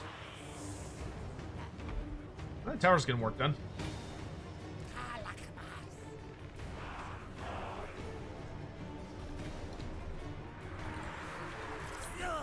I mean, honestly, I gotta give it up to the skinks, dude. The skinks are putting up, like, just a brutal fight. They did not hear no bell.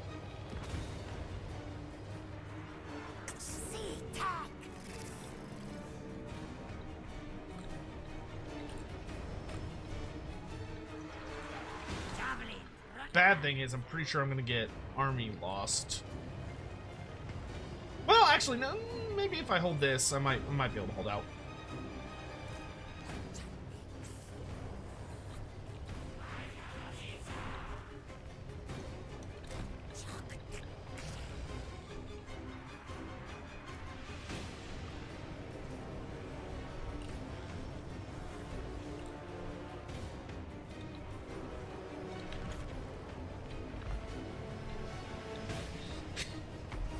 We sure these boys ain't red crested? Nah, man. They don't need it.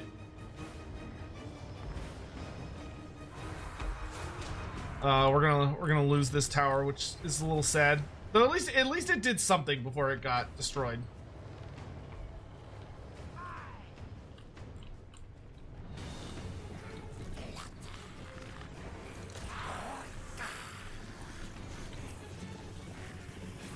We got him on the run, boys!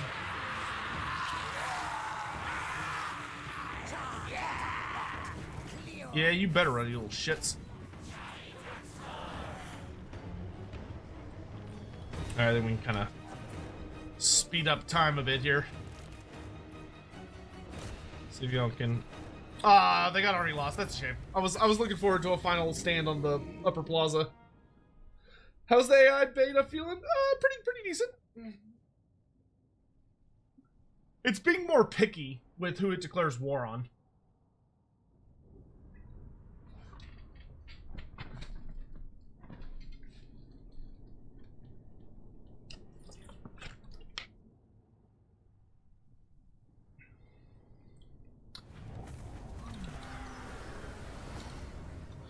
Oh, my city. We shall take the form of the skink to commemorate those who have been lost. This is how we shall remember their sacrifice. by observing 5 minutes of skinkitude. We did kill a lot of Skaven though. And I'm about to kill more. Bro, you marched into the wrong neighborhood. You dumbass rat.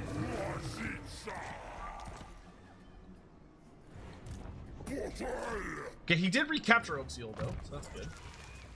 Makes things interesting. Let's pick up... Let's get like really cheap Deliverance of Itza.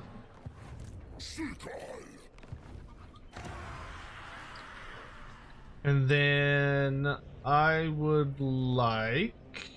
If I get extra growth for a bit, that'd probably be good. I don't think I want to upgrade Shodel yet. I think I want to wait for Ketsa. So I want the anti-Skaven buff. 5 minutes of increased marketability. Yes, in their honor, of course. As is tradition. This needs to be a legally distinct plushie or dog toy. I would love to make a plushie form of this. We would definitely have to, like...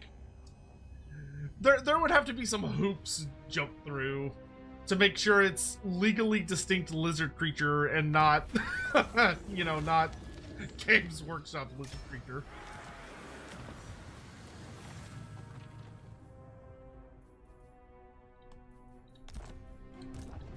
Be like, lizard? No, it's not. It's not a Lustrian lizard, man. No, of course not.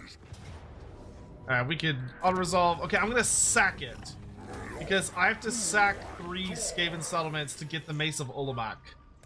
So I think I'm just gonna keep punching Oxiol in the nuts, the city, until I can take it, or until I get my mace, because I want my mace really bad. I need it. Okay, we have 2 turns till Itza's ready. Cool. Alright, I think we're gonna mostly focus on saving our money at the moment.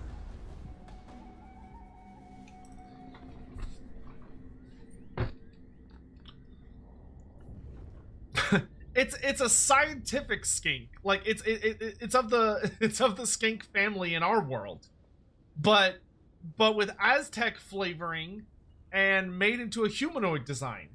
Any and all relations to Games Workshop related creatures is purely coincidental. Sure, I'll take some buffs for Vampiric Corruption.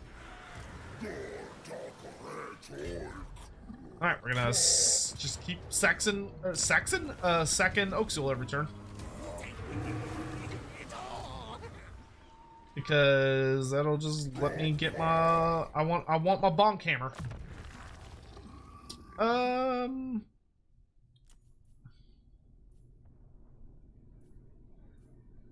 Yeah, I'll take Becalming Cogitation. Minus 15 wins of magic against Skaven is actually good. Because, God, I hate Skaven magic. Alright, let's switch this to Alignment of Monument so that we get the shorter construction time. Chat, I just realized I'm so rude. I'm so deeply rude, I'm ashamed of myself. I didn't ask. And now I shall. How was your day? How are y'all doing? How's life? Y'all, hopefully y'all are doing okay. Oh.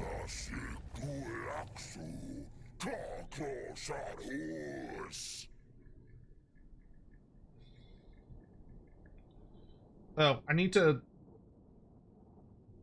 do a thing here in a second. Hold on. Okay, let's do this. Trade agreement with the Wardens of the Living Pool. You mean you're not looking forward to Warp Lightning Storm? You mean the one spell that the AI's like, I'm a master at using this spell?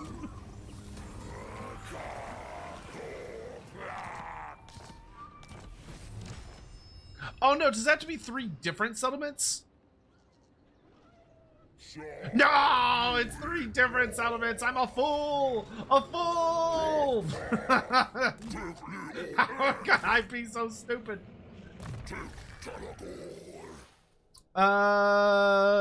Always Blessing of Quetzal on Gorok. There is no, well, I mean, Blessing of Chotek. I mean, realistically, he is blessed by Quetzal. Like, it's not even a question. Well, actually, I mean, technically, he's the sacred spawning of the old ones. That's why he's albino, so he would actually be blessed by multiple old ones. Yeah, I'm still gonna go Quetzal.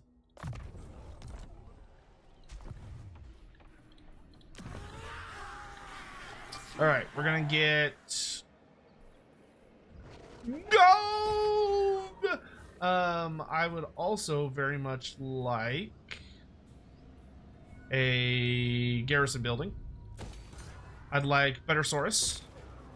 And then the ability to get new tech would be quite nice.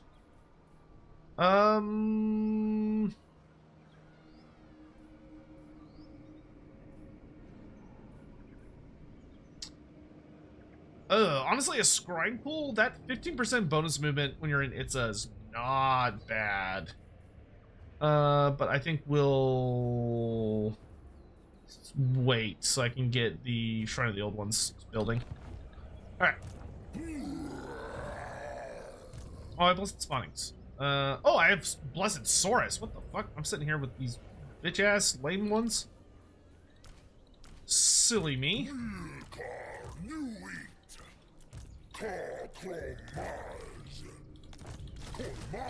Blessed Saurus!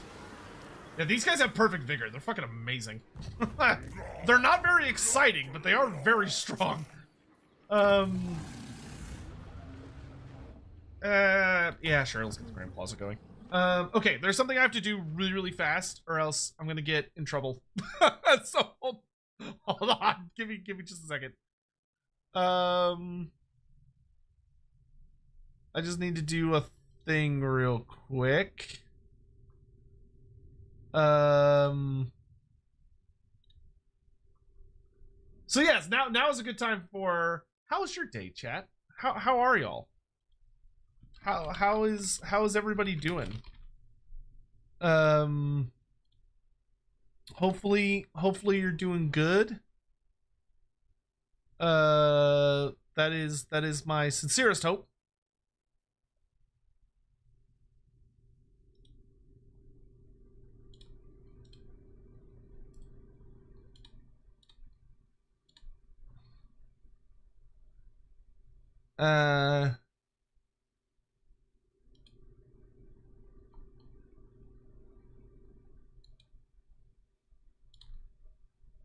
Sorry, someone sent me a thing and was like, for the love of God, could you please fill out this thing? And I was like, of course. And then I completely forgot to do it, and they just messaged me and were like, you son of a bitch, you said you would do this, do it. So let me let me do this thing real fast. On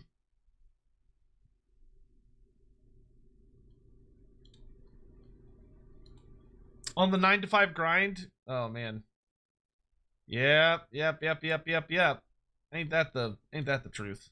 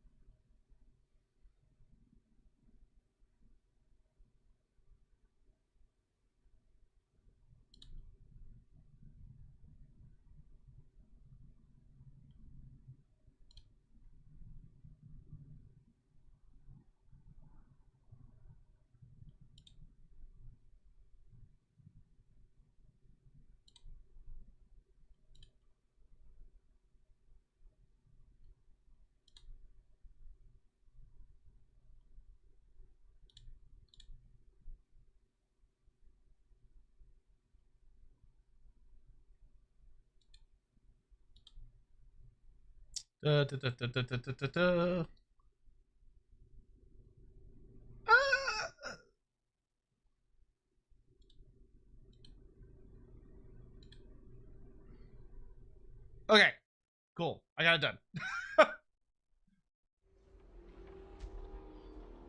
Day 2 of a migraine. Oh, I'm sorry to hear that. That sucks.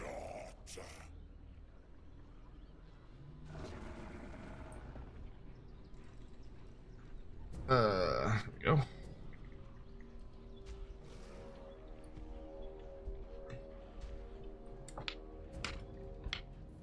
How am I? I'm doing pretty well. I am doing pretty well. I got my office completely cleaned. Like, I deep cleaned it. I dusted. I cleaned baseboards. I cleaned walls of just like dust and stuff, and like where Sadie likes to smudge her nose against windows and things.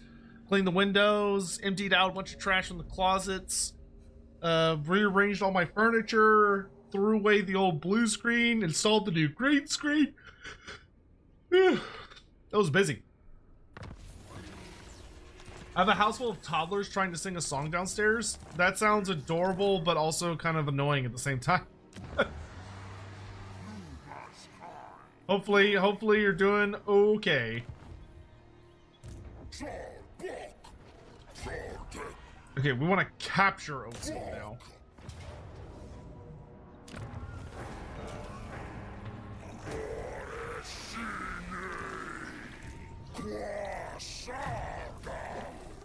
Quashagar. Yeah. Do Clan Eshin remove their scent glands? Typically, yes. When someone is on the road to becoming an assassin, one of the standard things that they usually go through is the removal of their scent glands, to make them, you know, better assassins. Obviously, you don't want your assassin being easily detectable.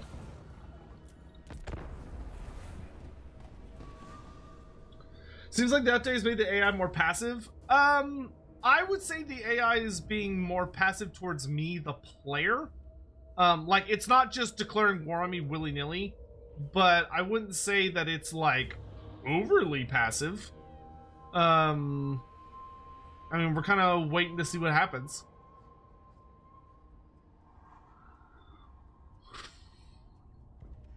That's a lot of rats I'm gonna have to deal with. Okay, so, I mean, the Beastmen just declared war on me, which means they're probably gonna... Ooh, this is actually gonna be kind of interesting.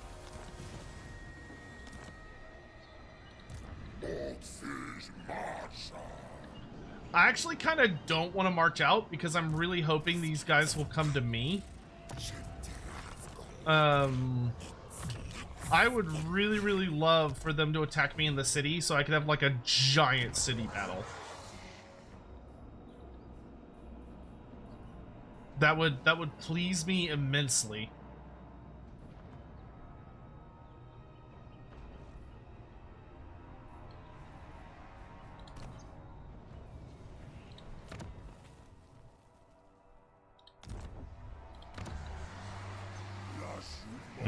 I really want a weapon crafter commune, actually.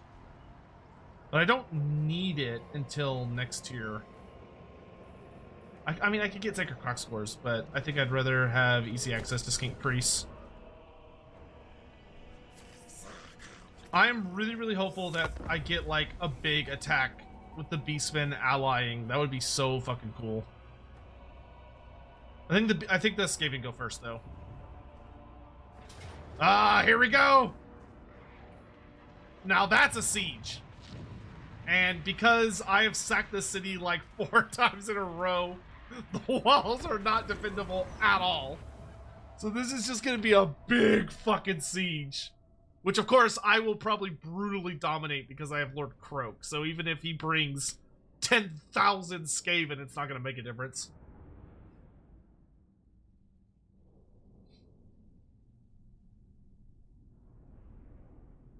I love the timing of someone asking about saying the AI seems passive and you get sieged by, no, not 4 armies. 4 armies have declared war on the same turn. Yeah. That is how it be. That is how it be.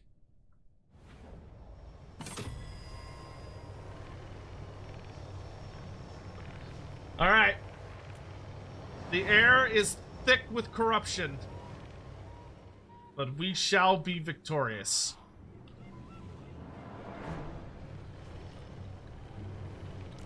And I'm gonna handle this the way a true Lizardman general should, which is I'm gonna defend the central plaza, and I'm gonna say, come at me, bro.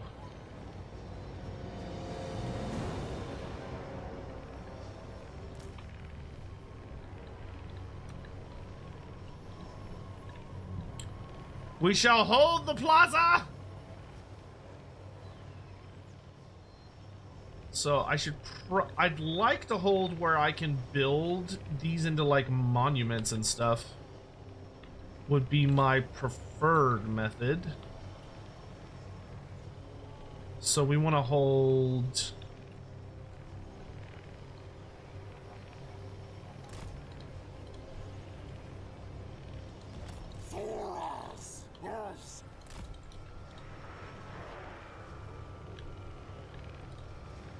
kind of want like a couple on each side. Because I got plenty of Saurus.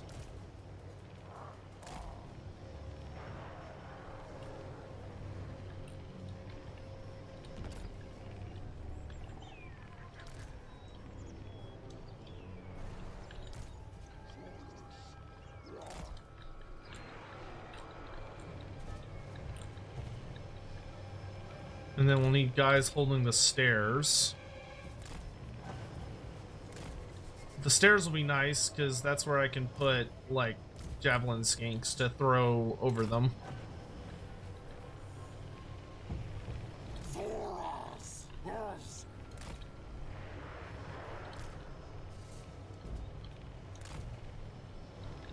Oh wait, I don't have to wait. No, this one ties to there.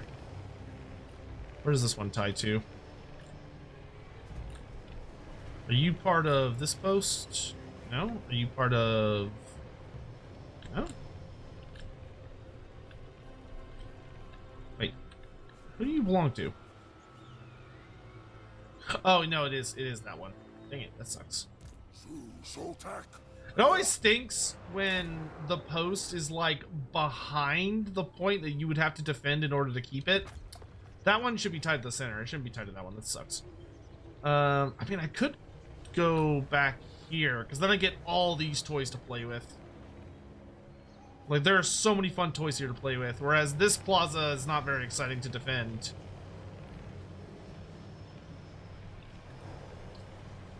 I mean, it's got an okay amount of defendable spots. It's just like a smaller surface area, I guess.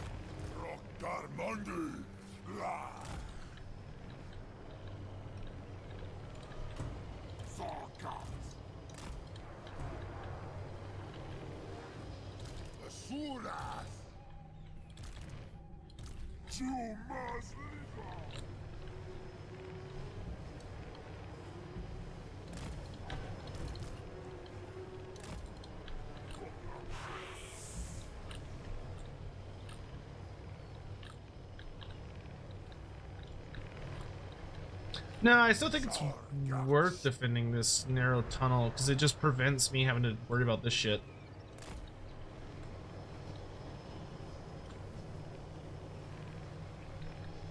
Though, well, especially because I get the high ground buff, which is quite nice. So instead of doing that, I can do this.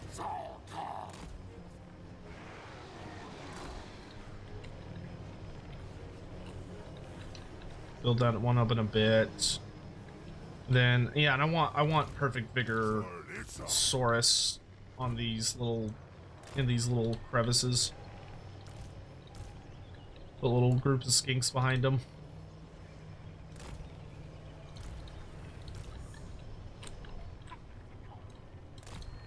Fire off their sad little javelins. Yeah, you got a job. You don't have a job, so you're gonna come defend the stairs. Gorok's just gonna chill in the center with Lord Croak until he's needed. Scar Veteran, you're gonna hang out more on this side because I'm gonna use Gorok to counter. Oh, you got a cold one. Okay, so you can hang out in the center with us.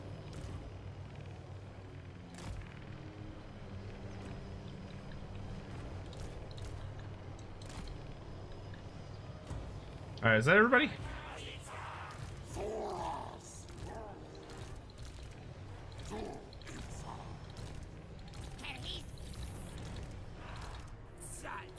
That was just you two.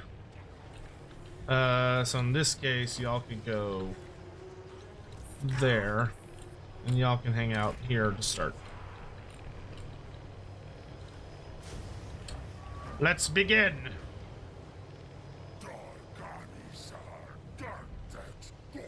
How am I liking the beta so far? Pretty good. I mean, we're still pretty early in our campaign, but I definitely have noticed that the AI, the anti-player bias is noticeably different. Like, the AI is not declaring war on me nearly with the, shall we say, obsession that it normally does.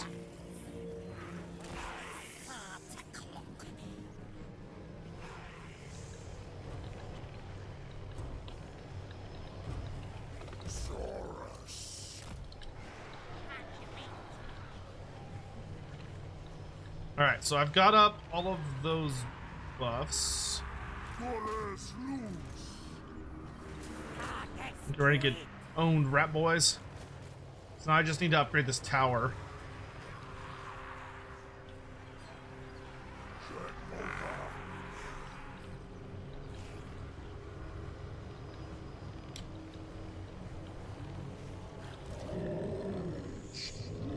Nice, I got 93 Winds of Magic in my power reserve. That's sexy.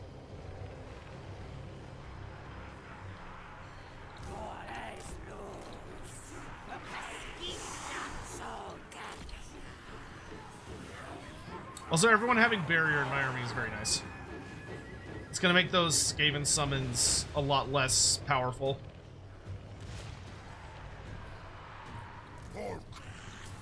Because I could just beat the balls off them.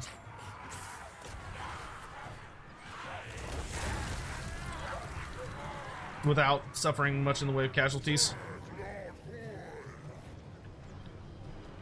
Saurus eats.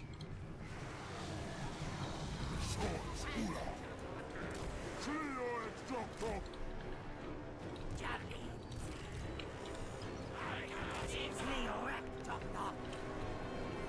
Saurus eats. Rock on.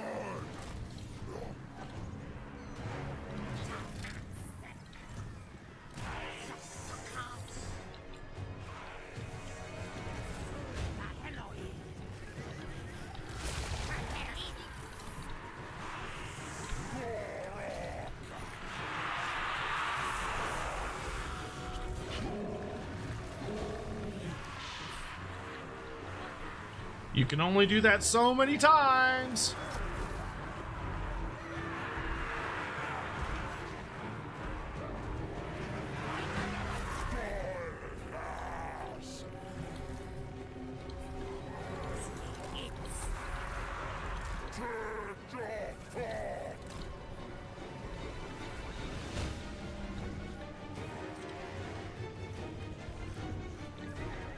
Do I smoke or drink? No. I do not. The only addiction I have is to, like, caffeine soda, which I would very much like to break that in my at some point. But that's the only, like, unhealthy habit that I really have. They just instantly break. That's great. All right, Gorok, go deal with Skrulk.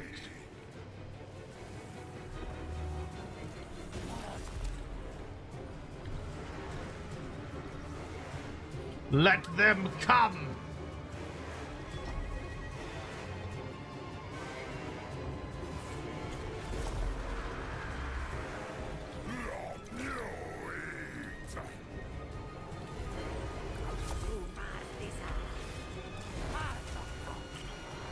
Oof.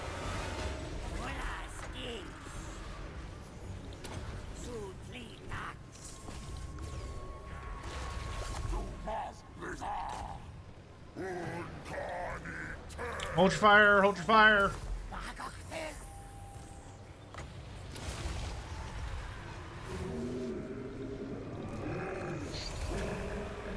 Ow.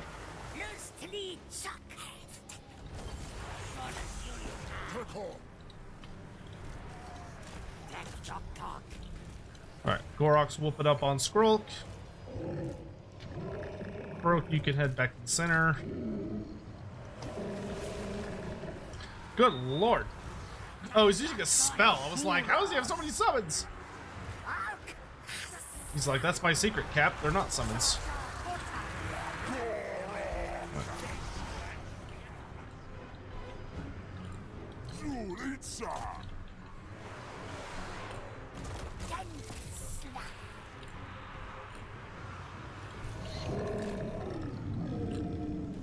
Okay, Skrulk is shattered. Great.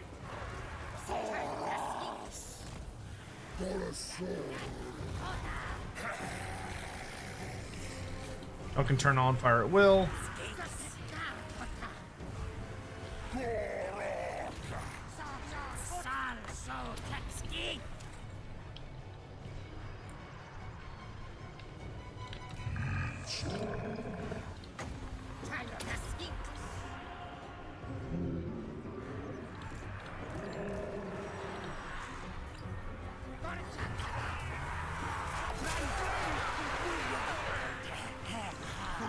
You love to see it.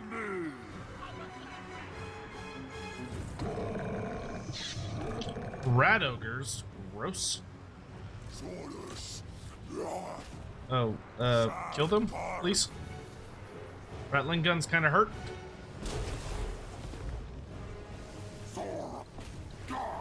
Weapon teams out.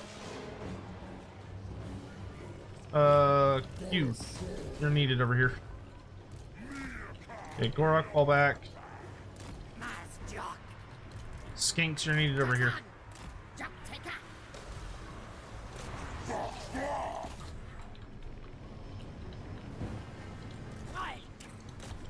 Alright, that'll see off the rat ogres. We're gonna drop some more pizza deliveries. I do need to come over this way in a bit. Chase them. You start heading over this way.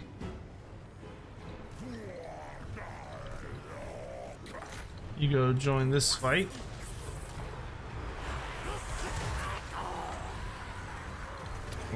Heal these Saurus spears. Okay, those guys are shattered. Great.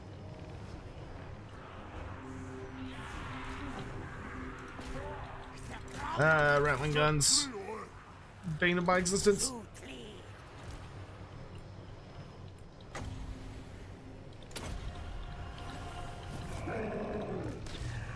Okay, Gorok, you need to prepare to see off that Grey Seer.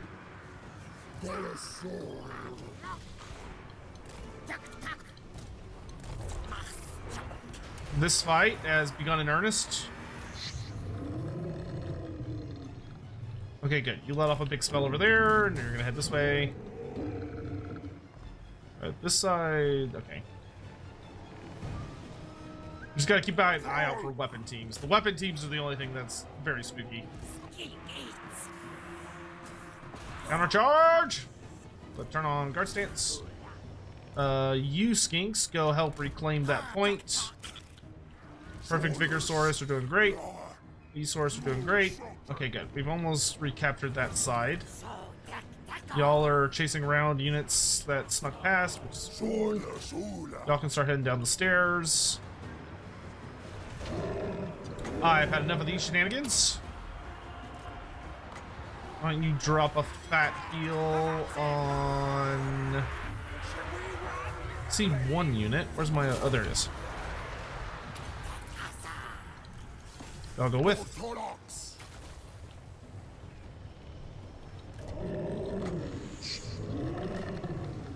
Okay, good. Oh, nice. They shattered. Okay, cool.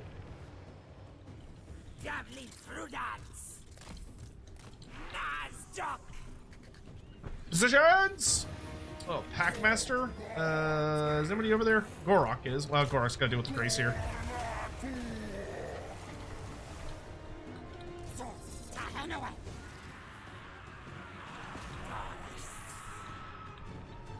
Well, there are some Saurus over here. Yeah, there's still more enemies coming in, though. Okay, those guys are shattered. Why don't you head back up here?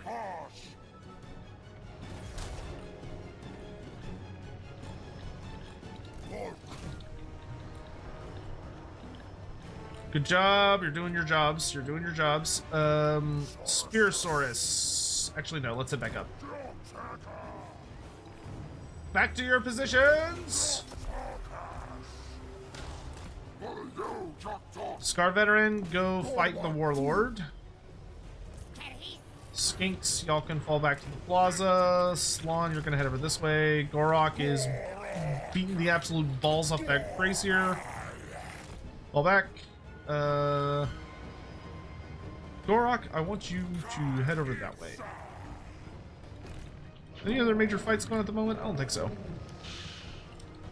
We're pretty much fine.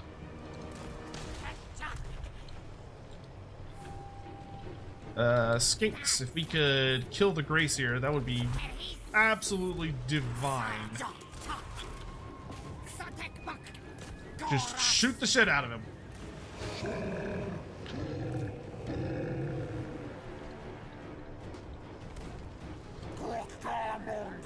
Okay, good. Scarvet's doing his job. Yeah, you guys don't over pursue too much. Skinks are having a bit of a rough time down there. It's okay. No, no, no, no. Get back inside, please. Saurus, head up this way. Skinks, fall back.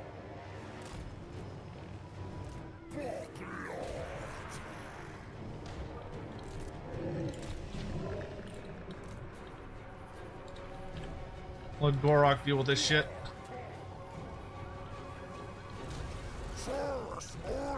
Get some more heals on our Saurus spears. Scar Veteran's doing a great job.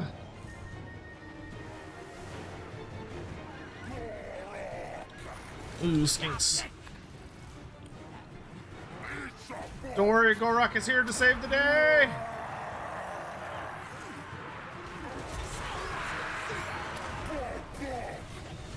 Croak's on the way.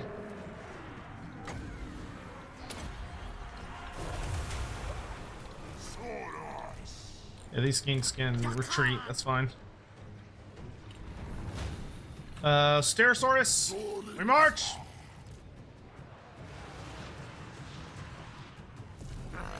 Another wretched foul lizard thing enjoys the red host. Cursed Sotek spawn. AI Beta Wigwam. Happy new office day, boss. Thank you, Vaughn. I really appreciate it. And thank you for the 2 years. Thank you. It's super kind of you, dude. I really appreciate all the support. Very kind of you. Alright, let's get a big tower up over here. Let's get another one up over here. I can go back to the stairs. Yeah, you're just fighting that warlord. Spears, let's fall back. We have all these nice defensive structures, we might as well use them.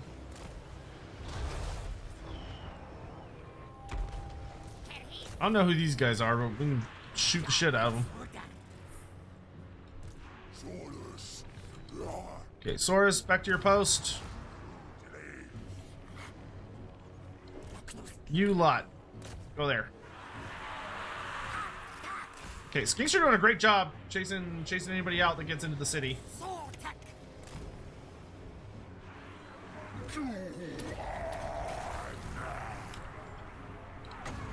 Warp grinders, not on my watch.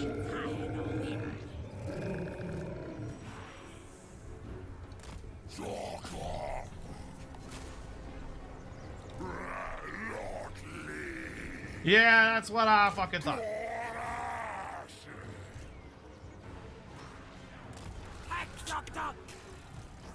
Okay, y'all can get those warp grinders now.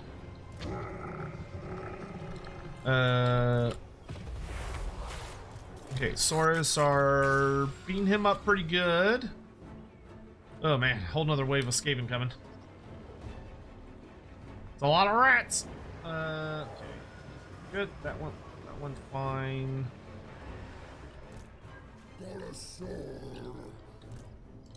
Yeah, you just stay on his ass.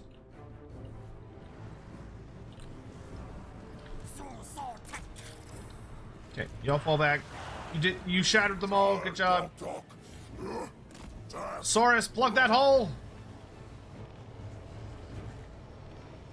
Yep, we can just reclaim this. That's fine, and we can set up some superior defenses here because there's a lot of shooting coming in now.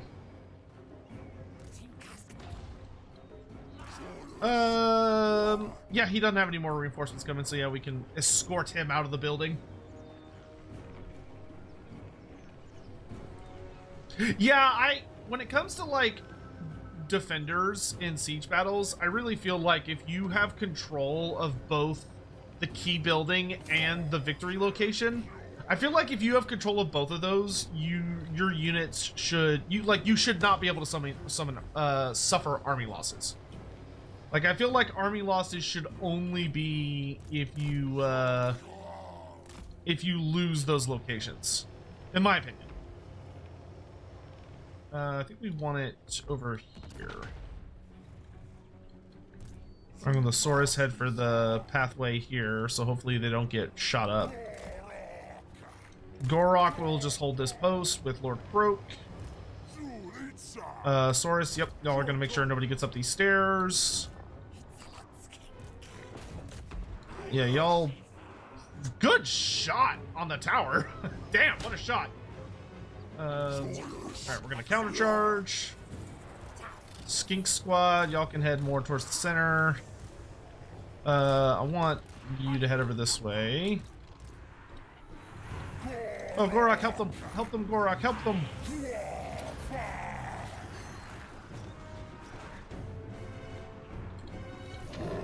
Lord Croak, you get in there too. Also bring me... Actually, bring me all those bonus skinks.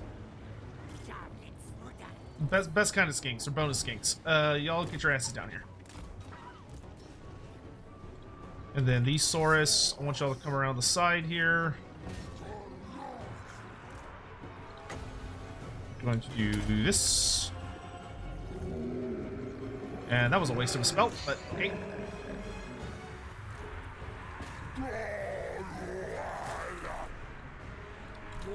Yeah, we definitely want the Bastillon on over here, because this is where we're taking the most losses.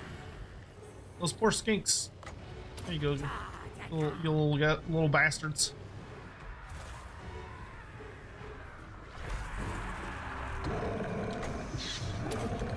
Okay, we'll drop one of those. Okay, that Gracier is functionally dead, so y'all can head back up to your post.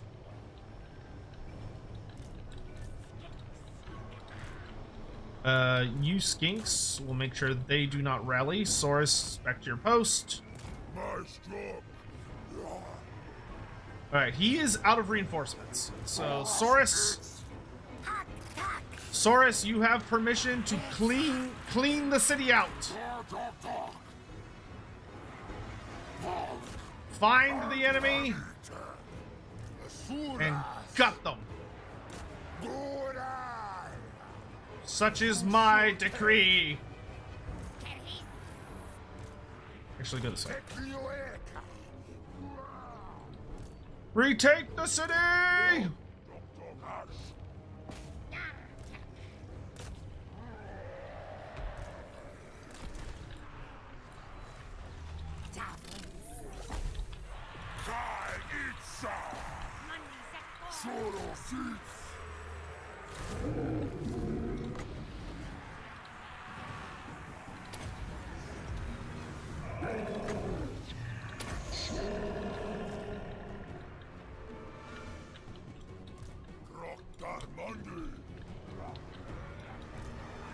That's some very annoying warp fire throwers right there. Where that tower can see them.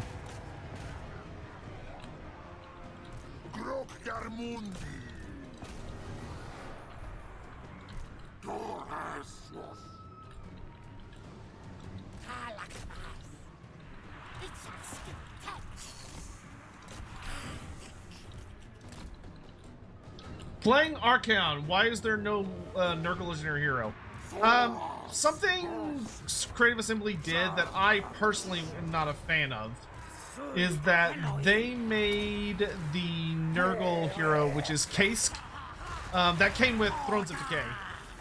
Kask is exclusive to Tarmakon.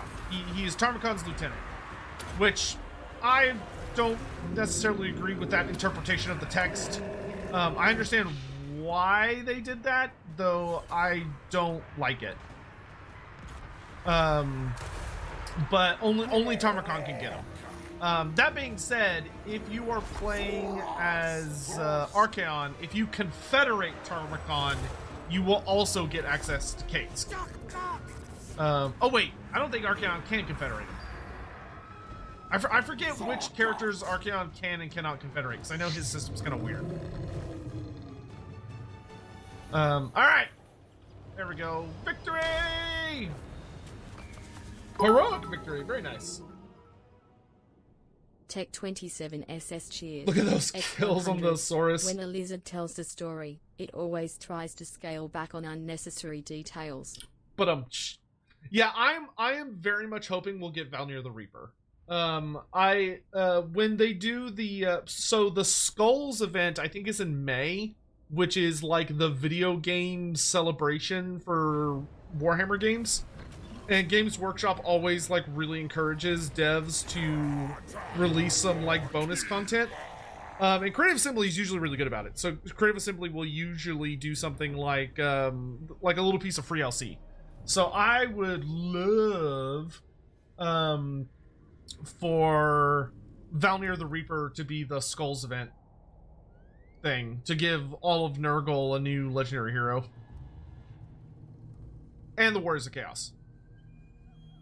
Well, relevant Warriors of Chaos, so like Festus. Oh, those Beastmen bastards! The Beastmen don't even let me have a turn to heal. Okay, this time we're gonna go out. We're gonna go out and fight. Okay, Unrelenting Assault, and then we want, yeah, Protector of Lustria. Lord Croak. Let's make our spells cheaper. Our Scar Veteran, we're gonna get more armor. And then we're gonna march out and kill some Beastie Boys.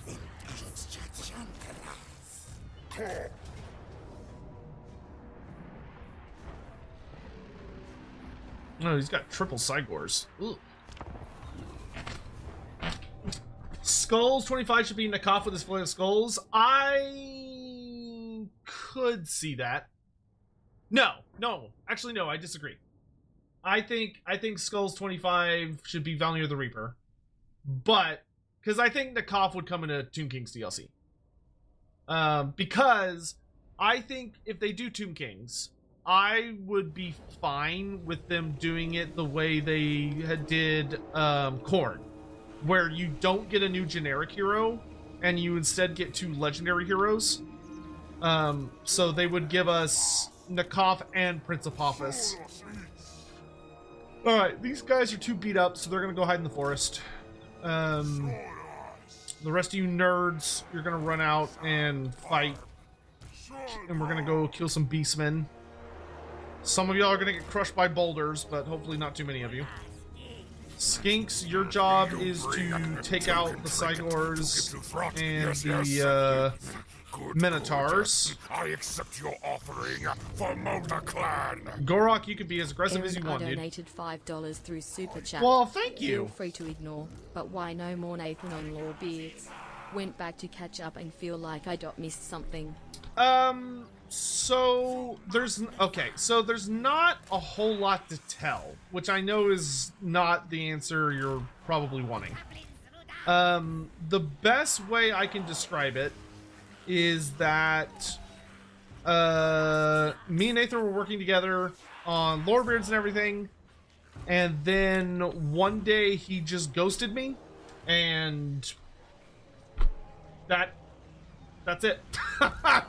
that's all there is to it. I woke up one day and I went to message him about something on like a future thing coming up, and I was blocked on everything, and I couldn't get a hold of him. I even tried asking someone I trusted in the community to like pass along a message for me to figure out what the hell was going on, and he refused to respond. So yeah, I have no idea. I don't know. You know as much as I do. So yeah, he just I guess he just didn't want to work with me anymore. So yeah. But I love working with Andy, and I wouldn't trade it for the world. It worked out for the best, and I'm really happy with where things are now. And yeah, that's it. At the end.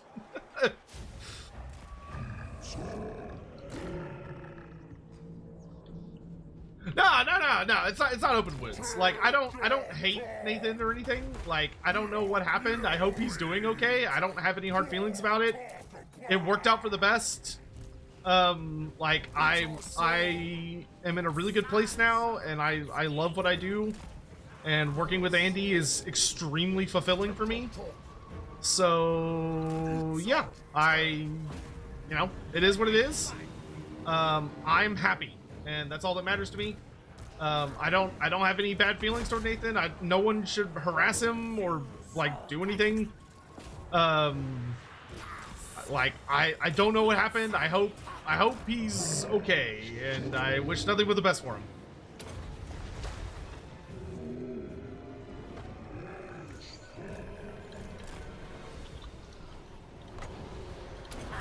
Ooh, Minotaur's hurt.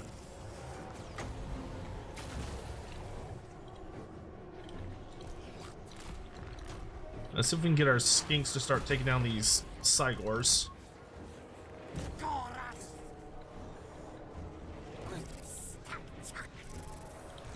Ooh, Scarman right. Ow, ow, ow, ow, ow, ow. Beastman hurt. Okay, you need to get on that. Oh my god, these Cygors. Jesus.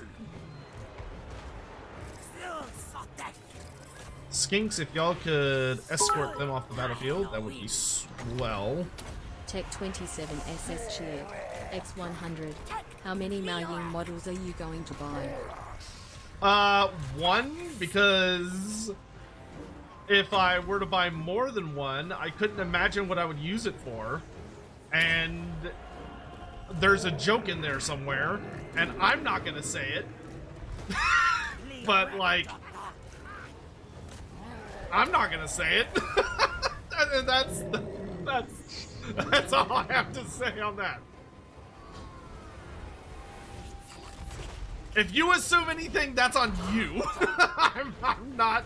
You cannot blame me for whatever weird fucking thoughts are going on in your head, okay? I want to make that perfectly clear. So I don't want to hear shit.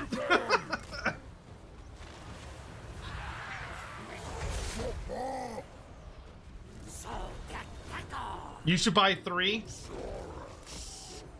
I don't have that many jars. Why would I need 3?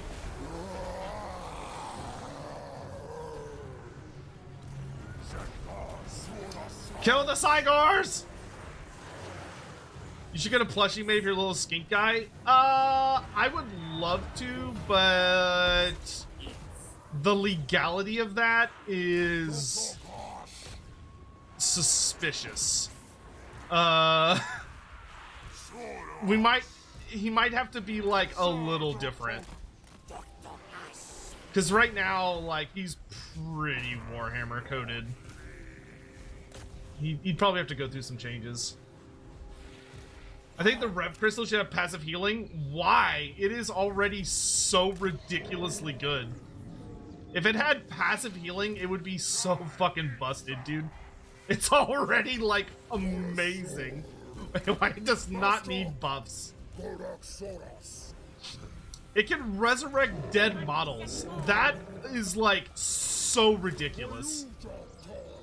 I appreciate that you want to power game the Lizardmen. I really do, but I don't think that's necessary.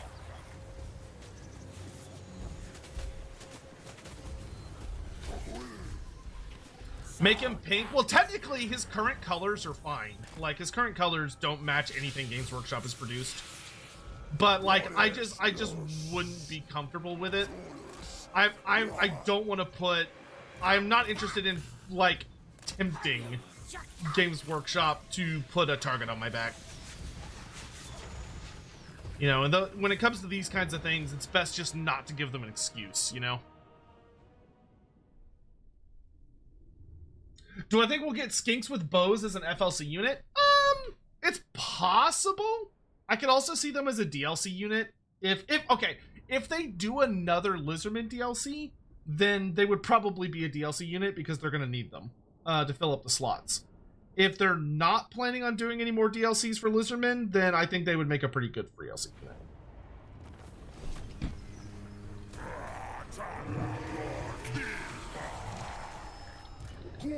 Oh, hell yeah. We got fancy-ass spears. And we got the Legion of Chakwa.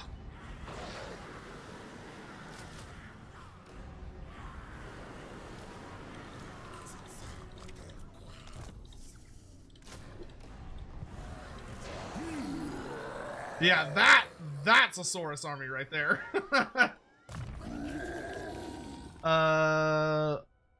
See, to the death is leadership melee attack. Okay. What is merely a flesh wound? Oh, it's unbreakable. Okay, I don't need that as much right now. Let's do cause terror. Lord Croak, greater reward of the old ones. Hell yeah. Foe seeker. Chase down and kill beastmen.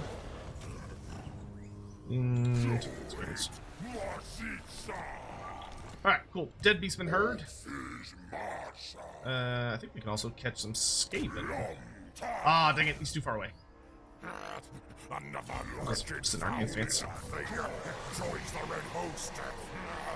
Cursed Sotek spawn. Time to test the patch playing Uarbo and claim Lustria for its rightful owners, Cathay. How fucking dare you? How you you fucking absolute bastard colonizers. Restock. I will take a Talayan Pavis to give missile block chance to our One Rider. I think we combine these shields. Ooh, Shear to the Mirrored Pool. That's pretty good. Yeah, I'll take that. The melee defense is really nice. Relic Sword, cool.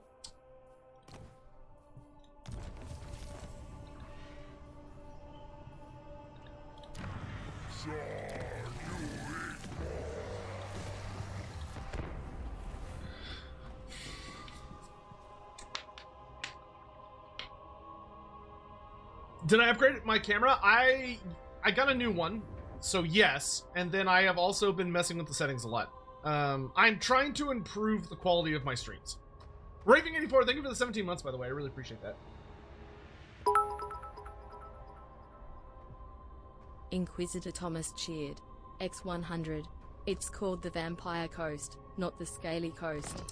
Listen, I don't give a shit what lame-ass name, a bunch of assholes that died at sea and couldn't be bothered to stay dead came up with. That is supposed to be the mosquito swamps. A different kind of vampire. Posers. You fucking posers. Alright,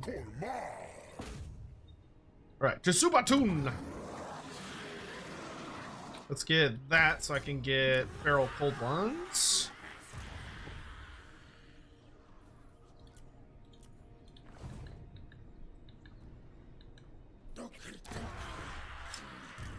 Granted, personally, I think I like mosquitoes more than, or I like vampires more than I like mosquitoes, because mosquitoes are the fucking worst. But I'm pleased to hear that the camera looks alright. I'm pleased to hear that it looks good. Stretch. Wonder where Sadie is. Sadie!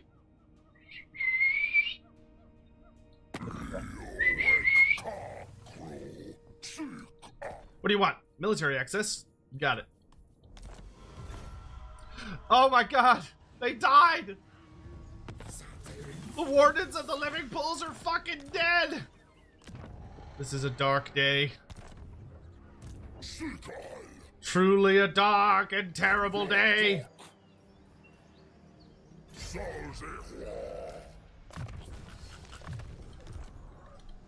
How could this happen? I don't like Karth just fucking camping out my territory. Well, Shuttle's fucked. I didn't see that big army of Skaven heading towards it. Sure, let's get more Slawn. I will take a high magic Slawn.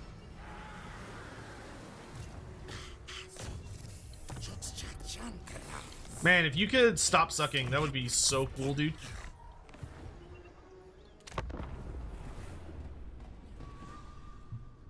If they did a Chaos Dwarf DLC, what would they add? The only thing I could really think of would be, I would expect to see something like, I would pray for a Bull Centaur Legendary Lord. If they didn't do a Bull Centaur Legendary Lord, they're like, what the fuck is the point? I would say like a Bull Centaur Legendary Lord, and then from there it gets difficult. it gets difficult. It's like, oh, you could make a Hobgoblin generic hero, I guess. You could do maybe like some kind of rocket launcher infantry. The Chaos Siege Giant would be nice. Chaos Siege Giant would be a good one.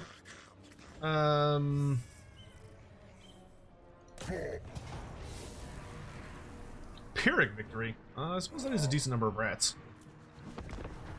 The ass cannon? No ass cannons.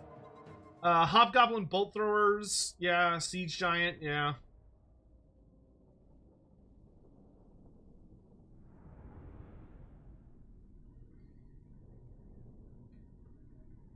How common do quaddles pop up? Not often. Quaddles live within like the deepest parts of the jungle, and they are not social creatures. You know, they're the quote-unquote guardians of the sacred places. They do not like visitors. Like even for the Lizardmen, it's very, very rare to encounter a quaddle. Yeah, they don't get out much. So, well, I mean, they're always out, I suppose.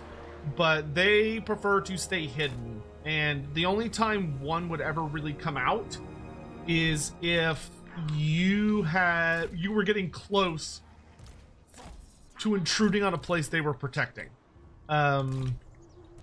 Because if someone gets close to something that they're guarding, they will use their magic to kind of mess with the jungle, to sort of make it where the jungle kind of like moves a bit. It's subtle. It's not a very obvious form of magic. It's a very subtle form of magic that essentially makes it where you don't realize that they're basically rerouting you to move you around people, or move you around their sacred sites. So instead of you like stumbling into them, 9 times out of 10 you're gonna completely miss them, which is what they want the case to be. Bro, you summoned a unit of rats on Gorok? Okay. Cool story, yo.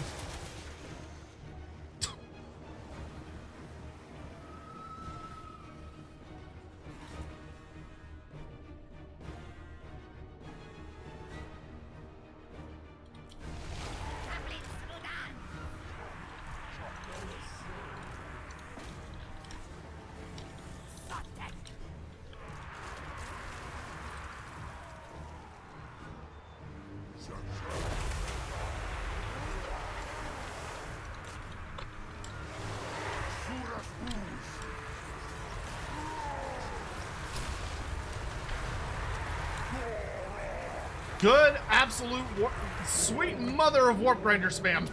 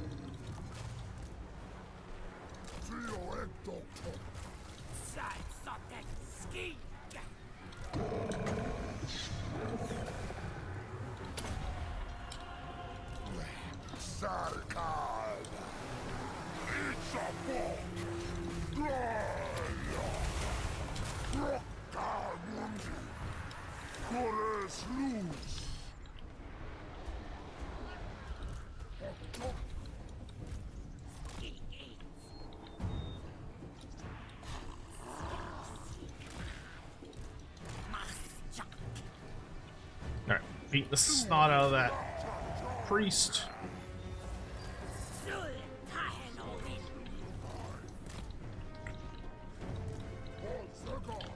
He doesn't have any, like, red ogres, does he? No, but he does have rattling guns, which is a little spooky.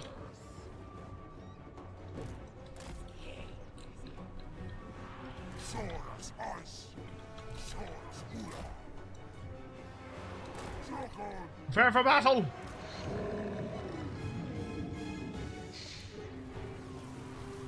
Kai Itza.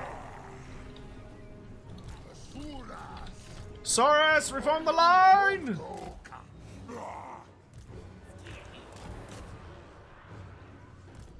Saurus.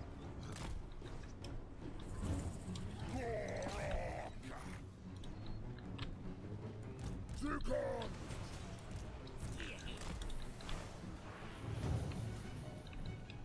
Sourus ice. Sotek.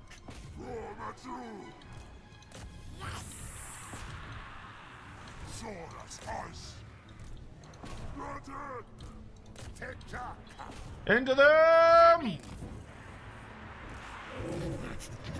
You bring a token trinket to give to Throt. Yes, yes. Good, good. I accept your offering for Molder Clan. Oh, Molder Kirk Clan. Oh, no, no, no, no, no, no. $5 Those poison wing super globadiers chat. can eat my ass. Hello, Get Sotek rid of from those. Handsome Devil. Think Hey. the / DLC will finally be the DLC they open up Indiana / Kashim, the EA map since Decala invaded Indiana. I like how it says Indiana. I mean, anything's possible, right?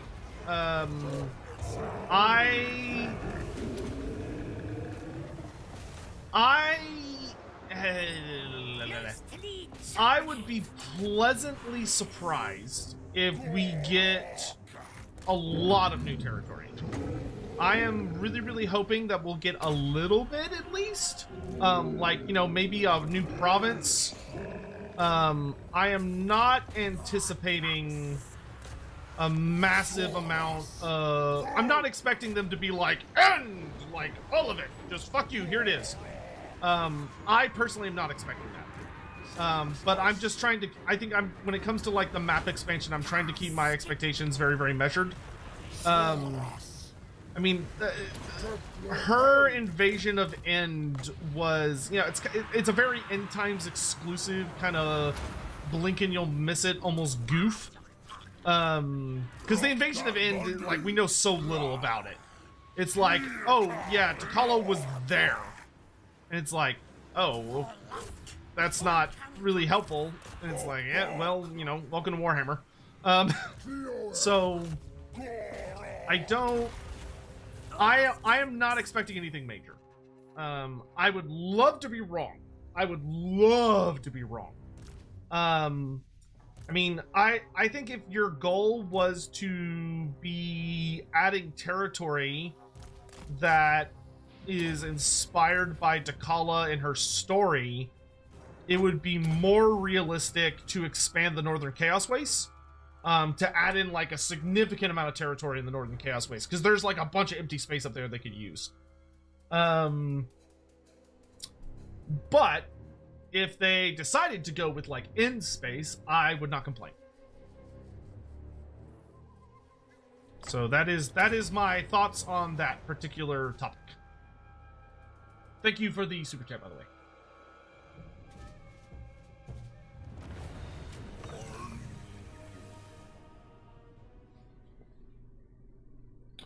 Lord Croak out here just killing 1,000 Skaven each time.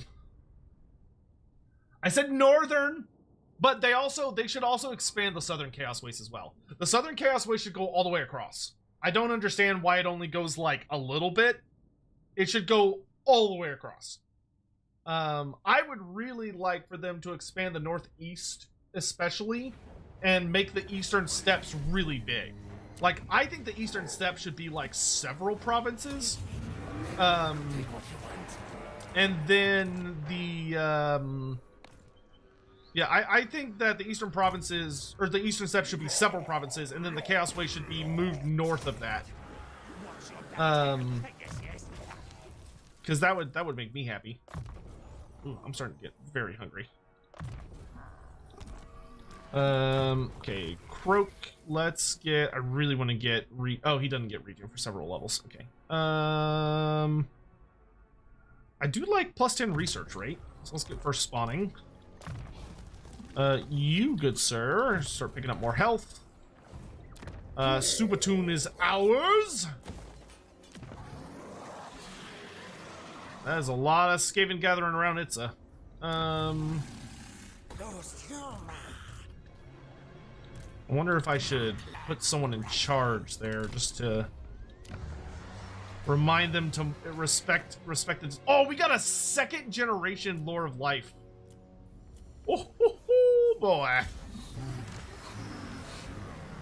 Now that is a Slon. Alright, he's just gonna watch over to Itza to make sure there's no shenanigans.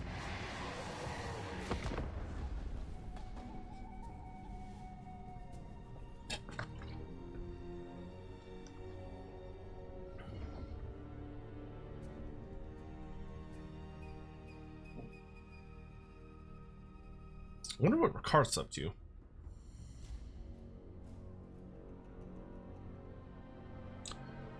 Should Slons have 250% spell mastery? Good lord. I definitely would like to see the Slon adjusted. They feel pretty meh right now. Like, they're not bad, but they're not particularly interesting either. And I would very much like them to be at least somewhat interesting. Sentinel of Time. Okay. I think it's better to cut off what settlements he still has before we focus too much on, like, killing off Skrull. The Hornet One disagrees.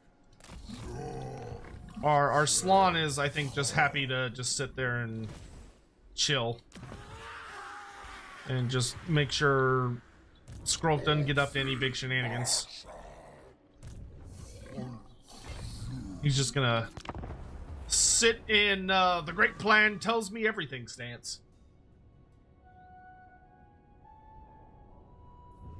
Are there lesser undivided demons? Yes. There are many different kinds of demons. Countless. Infinite. There are all sorts of different strange etheric creatures. Because the term demon is a little vague. But there are demons that serve demon princes. There are demons that serve gods that just aren't as important to the overall setting.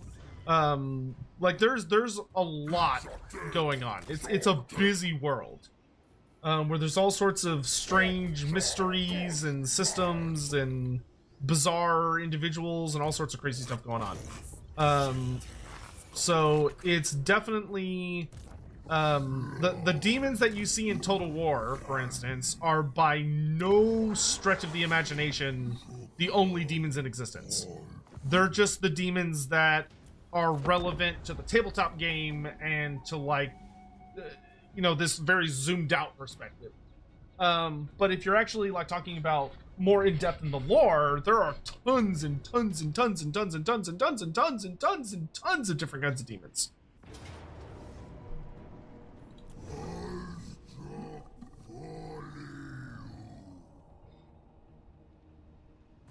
I'd love to see lore masters and Slon be given cataclysm spells. Lore masters, archmages maybe. Lore masters are not that powerful of wizards. Lore masters they're better thought of as, like, powerful sword masters that have started to learn how to wield magic, as opposed to powerful, like, casters. There it is, the Mace of Ulamak.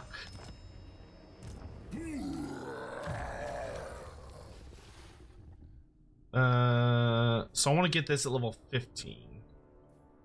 So let's get Arcane Convergence, so I just have infinite magic.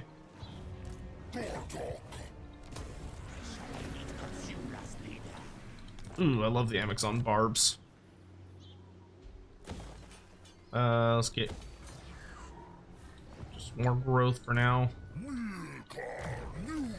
Unflinching. Okay. Gorok is proper dead hard now. God damn it, he's cutting me off from Quetzal. I don't know if Quetzal's actually going to be able to defend itself against Skrulk. I mean, it'll try its damnedest, but... Gotta say, considering how badly I put the Skaven down, they are being annoyingly resilient. Hopefully Quetzal will survive, but I'm not gonna bet on it. Dang it! I almost had the serpent layers. Sorry, how many more settlements do you have, Mr. Skaven? You have 1. Okay, so he's in Shodel and that's it. Okay.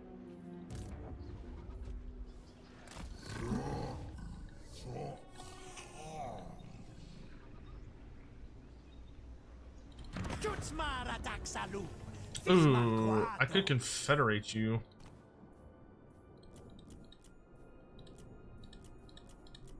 Yeah, sure, I'm down.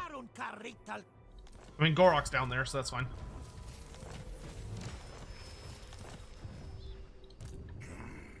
Why don't you head for... okay, I can work with this. He's probably gonna take Chapyodal. So you head for the Mangru Coast and prepare to defend. Gorok will chase Blight while I figure out what I'm gonna do with Skrulk. Why don't you go ahead and start getting some troops? What is Skrulk running? A lot of Rattling guns. Sounds like something Skink Spam can deal with pretty effectively. Commandment. If I could get... Yeah, that's fine. Oh, we also have one here.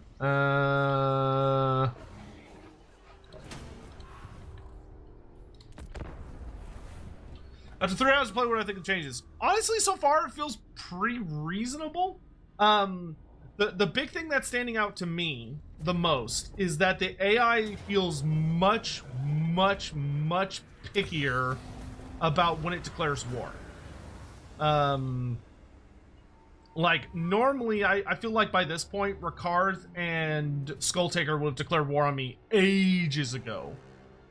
Instead, they have been very conservative as far as how they're prioritizing coming after me, which is very interesting.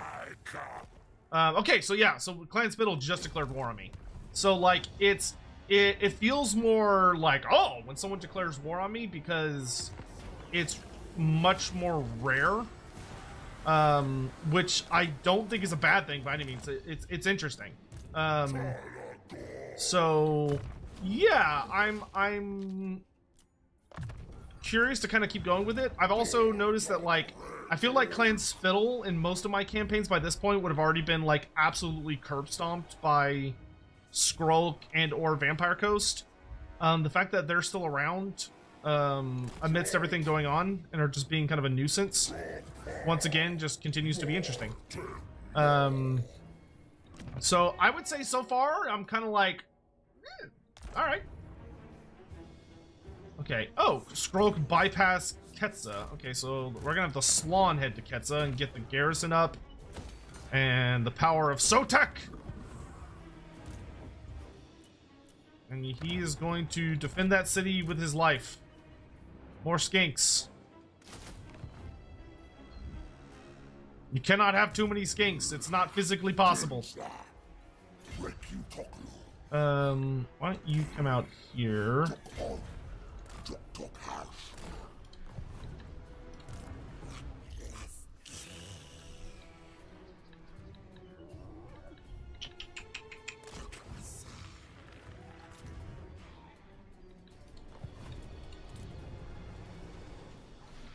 I'm not repairing that until that rat is dead.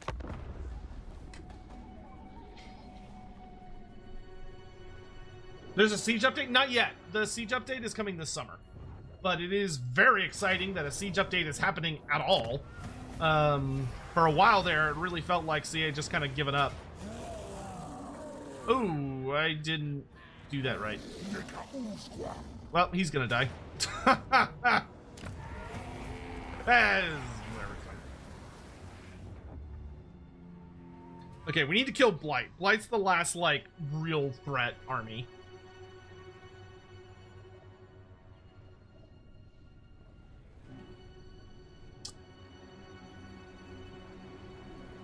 Thank you for the follows, by the way. How do you download the beta? It's very simple. You literally just go into Steam. You go to Total War Warhammer. You right-click on it. And then you... so you right-click on it, go to Properties. In Properties, you go to Betas. And then from the betas, you go to the Proving Grounds beta and just turn it on.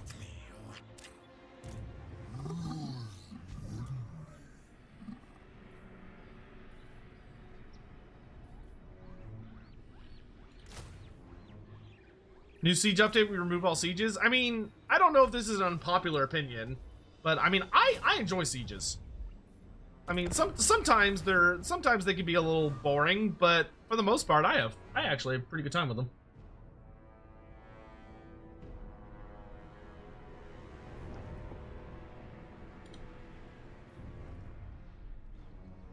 But I also make my own fun, would be the way I would put it.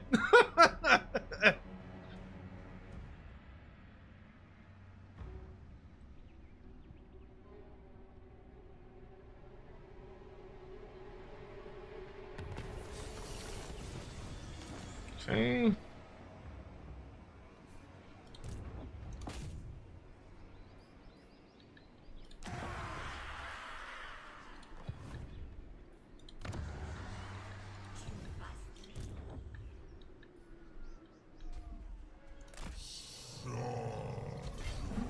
You work on your ambush defense chance there, my good sir. Oh my god, you actually succeeded at something. It's a miracle. Alright, we can start going up the Saurus tree. I'm assuming he's heading for the Sentinel of Time. So let's kind of cut him off a little bit. Do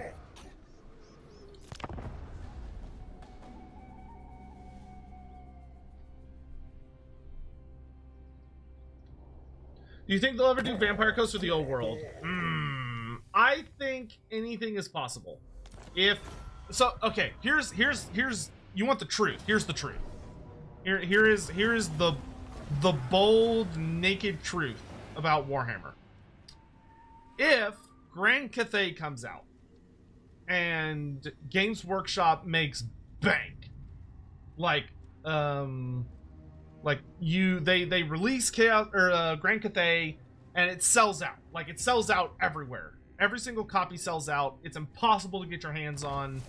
The market is a feeding frenzy, and everyone's just like, holy shit, and is just spending oodles and oodles of money. If that happens, then Games Workshop will invest very heavily in the Old World. Which is going to be weird. Because of how they've chosen to initially approach it. But GW, much to everyone's annoyance, follows the money. That's all they care about. Unfortunately. I wish that they had a little higher, like, integrity for, like, the setting or whatever, but they don't. All they care about is how much money it makes. So, if Old World comes out, or if Grand Cathay comes out and it sells absolute blockbusters as the first major investment by GW into it as a setting, then GW will respond appropriately. Respond in kind, you might say. And they will say, okay, here is, we are now going to put significantly more investment into this. So we're going to add a bunch more, money. Or a bunch more, like, new toys. Because money. So if Cathay sells really well, then I would say there is a reasonable chance, that, behold the majesty. If Cathay sells really well, there's a very reasonable chance that they will continue to explore the setting. And they will continue to add new factions. And that means shit will get weird, but like in a good way. So I think ultimately it just kind of comes down to that. It depends on how well Grand Cathay does. I think there are a lot of ducks resting on Grand Cathay's shoulders. And it is going to be very, very interesting to see what happens. Because this is the first time something like this has really been done by Games Workshop, which is very strange. In that the closest thing you can compare the old world to is the Horus Heresy. But the Horus Heresy, which made a lot of money, is not really comparable in its relationship to like 40K, because the Horus Heresy is all Space Marines. It's not any new races. It's like a more focused look at things you already have. Whereas this is a very unusual situation where we have a completely, from the ground up, utterly brand spanking new faction coming into Warhammer, which is a pretty rare event. And for it to be coming from what is kind of treated as like one of the little side games is very exceptional. And very odd. So I'm very curious to see what's going to go down, because we are in uncharted waters. And Games Workshop is a reasonably predictable company, but I have no idea what's going to happen. I have no fucking idea what's going to happen, my dudes. Which is kind of exciting. Like they have invested very significantly into Grand Cathay. It is a pure plastic range. The models are gorgeous. I really think this is the old world's best chance, if not its only chance, to hit the big time. So we'll have to see what happens.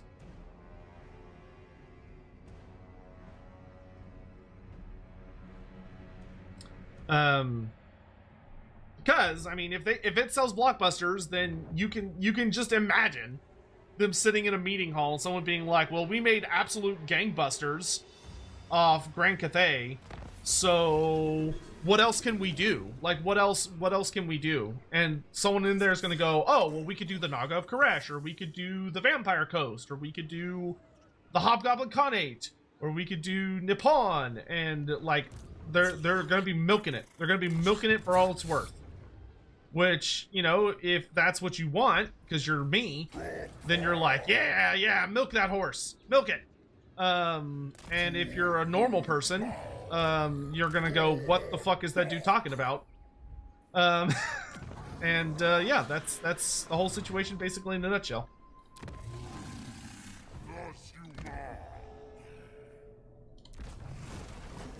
Okay, so we got a good give me fire.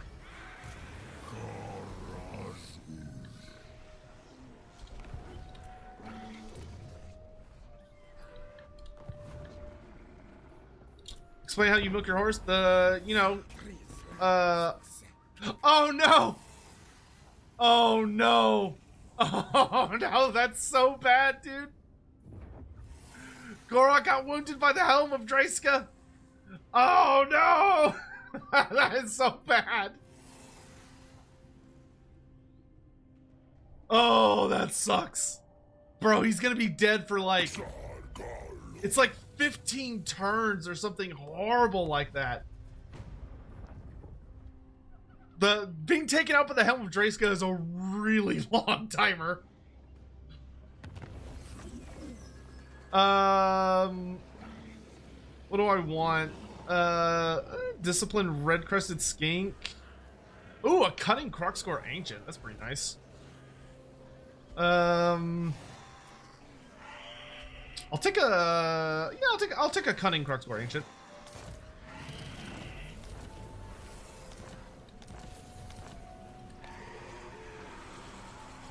14 turns. Oh!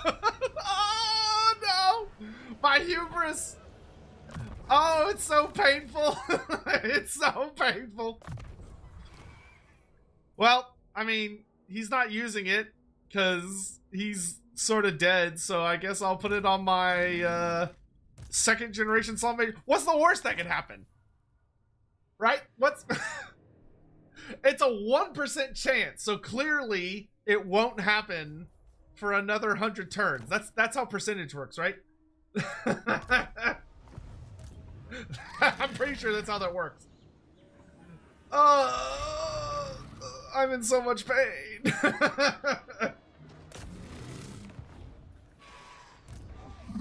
I'll put it on my Slan. That's clearly the right answer. Okay, Ketza has like a good defense system now, so I'm gonna go prepare to take back Shuttle. It's so fucked up, dude. What did I do to deserve this? I love the Helm of Dreska. It has such a fucking good trait. But my god, do they kick you in the balls if you fuck that up. Which is so funny. That's so bad.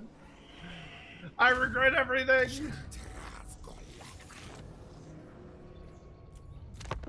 How dare this game have consequences? That's super funny.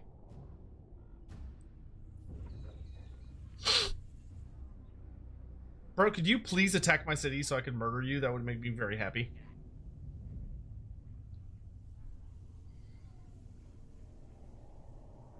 Does removing the helm make them recover faster? No, no. Once you're down, you're down. It is a high risk, high reward item, which I dig. It's fun.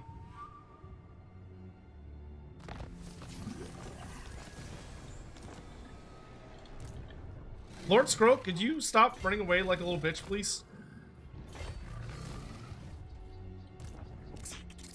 I know you have that annoying ass stance, but it doesn't mean you have to use it. Do Skink Priests have block movement? Yes, they do. Okay, so we need to get a Skink Priest out here. Oh, my economy, it's in shambles. Okay, I need to try and lure this guy into a fight, I guess. Well, actually, let's like halvesies it. Maybe we can catch Skrulk out here. But what about the economy?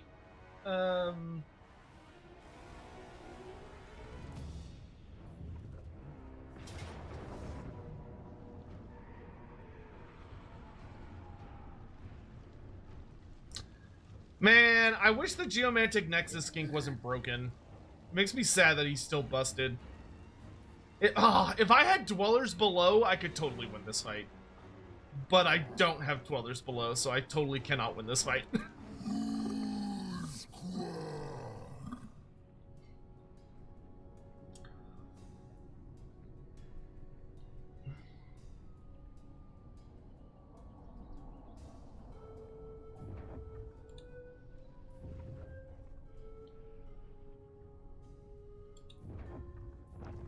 Yeah, it's interesting. The minor faction is actually really taking advantage of my focus on Skrull, and it is punishing me mightily.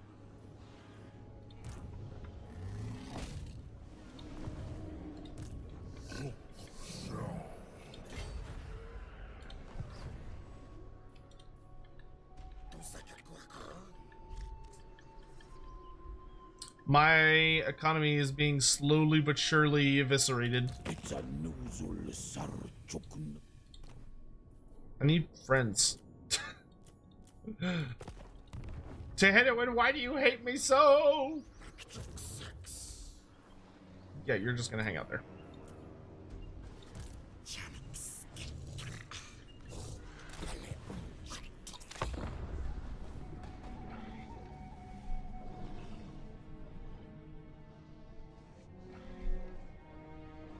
What's broken? The summonable skink priest from your like major settlements. Uh-oh.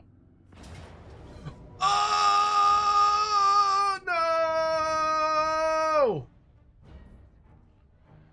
Oh, he got me with the ambush, that bitch.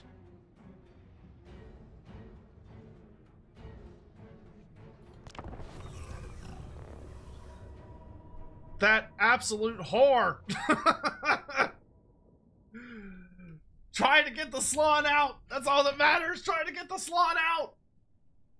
The Kislev changes are nice. Yes. Overall, the Kislev changes are very, very nice. Get the Slon out.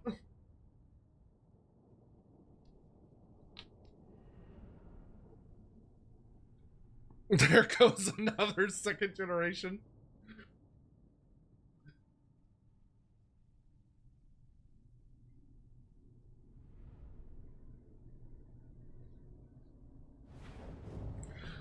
Make for the evac zone!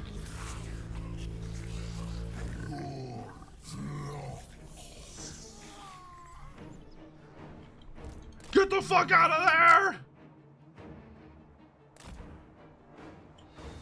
Protect the Slon!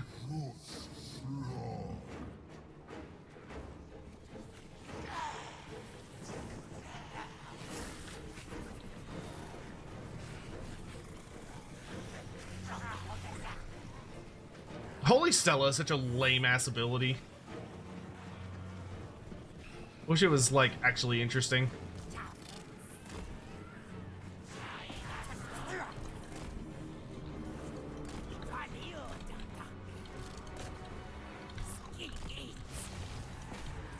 Protect the Slon!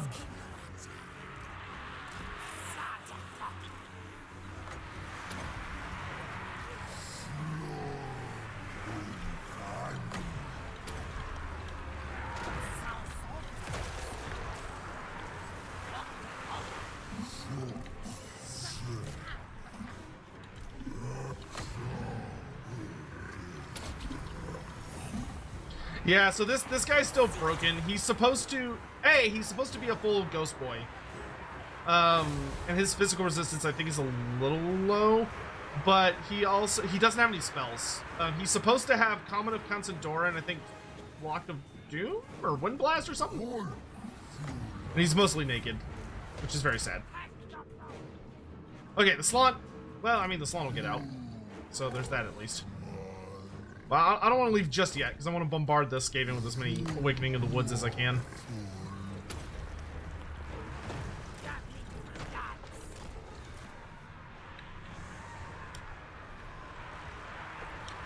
My skinks may die, but they will die with honor!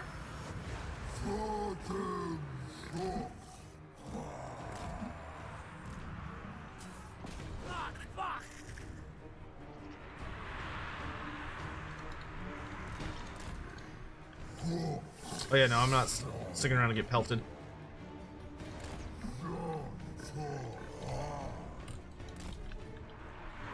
Alright, we're leaving.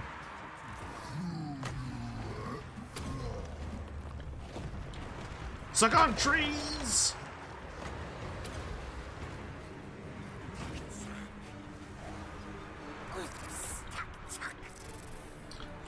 Fulfill your great purpose by protecting my ass.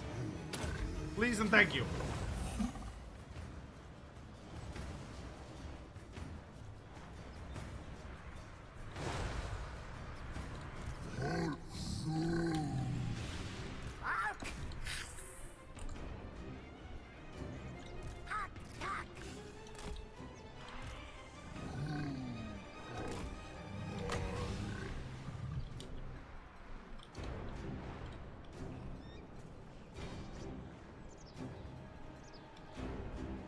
The big thing I want for Slon is the ability to get Cataclysm spells, increase spell mastery, and extended cast range. Being like things they can get access to through various gimmicks and shit would be super cool.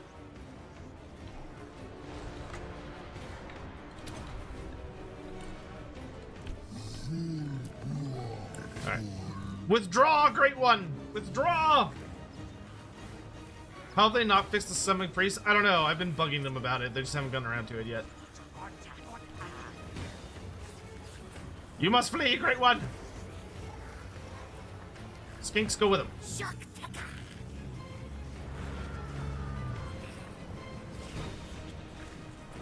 Also, despite the fact he's supposed to be an ethereal ghost, he's not unbreakable, which is weird.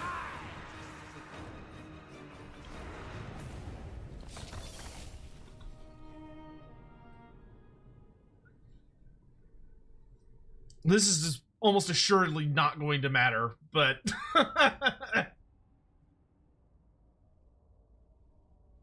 Should Slon have lower winds of magic costs? I mean, you could.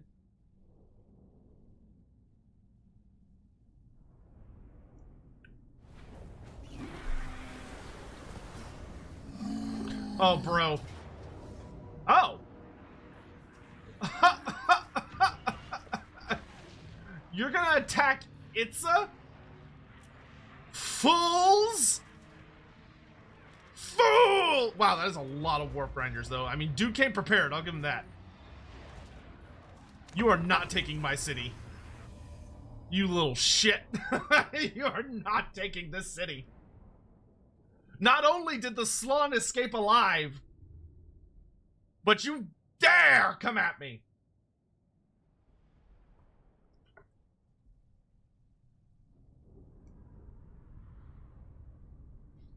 Need more water.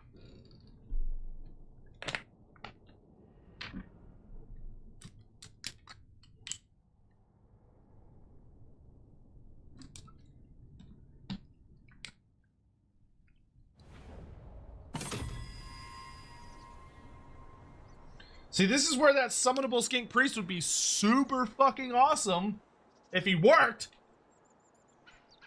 Alright, so the only army I'm actually worried about is the all warp grinder one, because they could actually get through my walls in like 2 milliseconds. I don't really give a shit about the rest of this. Oh god, he's got warp grinders over there too. Okay. This one's pretty trash. Okay, so the main thrust is gonna come from this direction. But we at least want to have a presence over here. I'm pretty sure I could send out one Stegodon and like maybe a unit of Saurus and maybe... I think if I send out a unit of Saurus, I have the skink activate all these towers. There we go. I think if we activate all these towers, we send out a Stegodon and a Saurus, they could whoop up on all this pretty easily.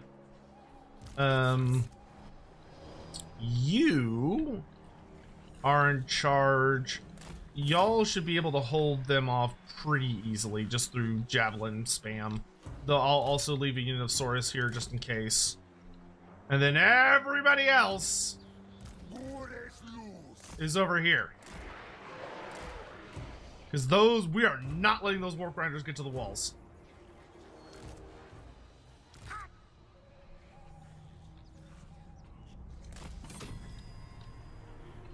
In fact, I don't think I'm going to let any of these Skaven get to the walls.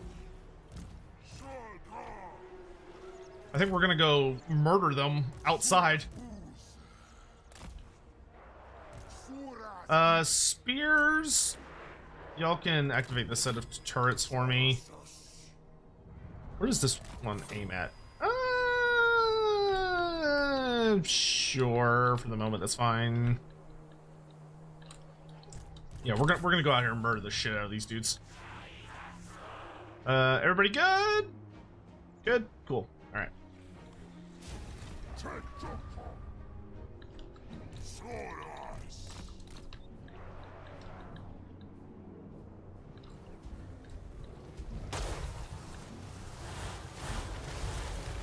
Yeah, because we got pretty fucking nasty towers.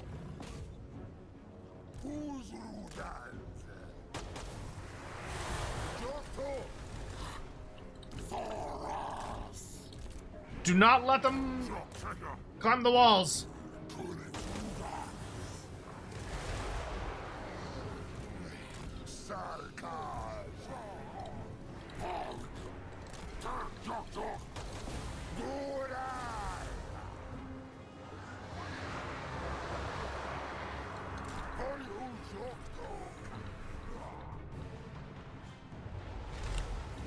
Oh, I got distracted.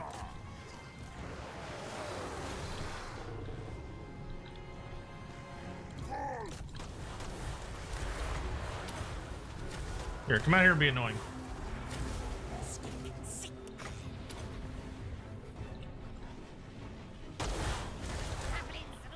Focus those warfire throwers!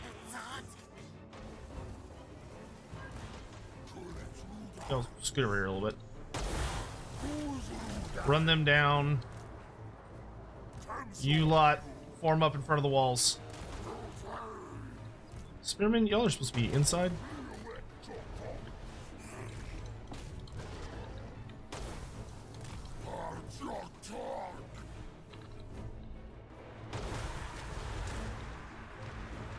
Alright, that was looking fine. Warp grinders are still alive, but not for much longer.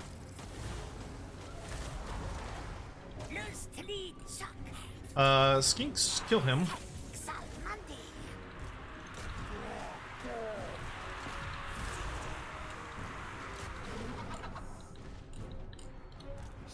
No survivors.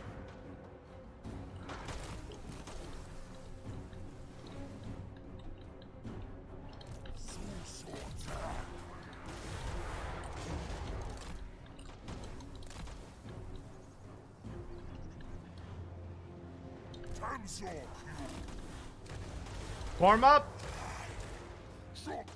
They do not get to these walls!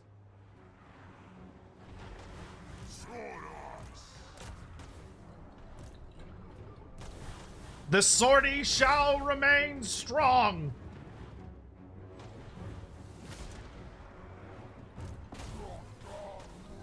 Make sure these assholes don't get a foothold inside the city.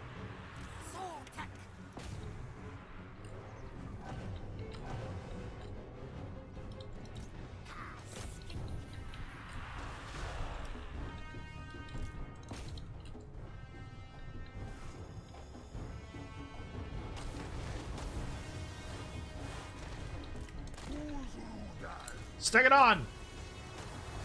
I want you on those poison wind globadiers. So it begins.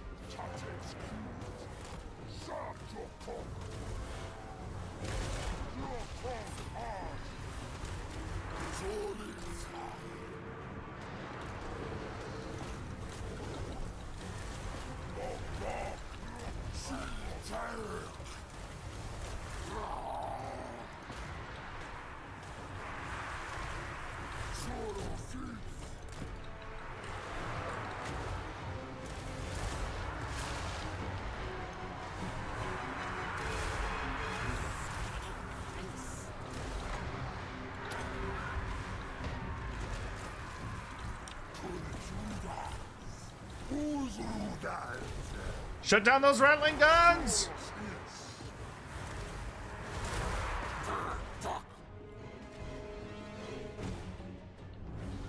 I don't know where those rat ogres are gone. Okay, good work, everyone. Skinks. Get that guy. Somebody shoot that guy. Okay. Y'all are doing great. Back on the walls. Back inside. Close the gate.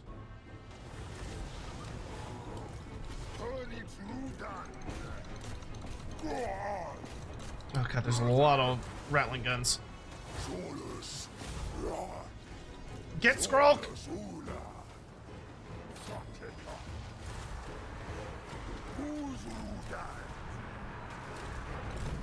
Second on, you did great. Get your ass over here.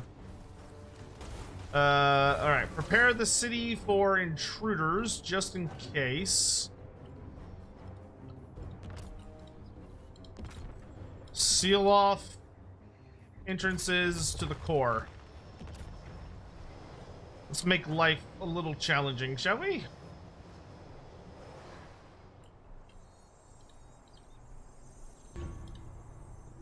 No, not on this side. We want it on this side.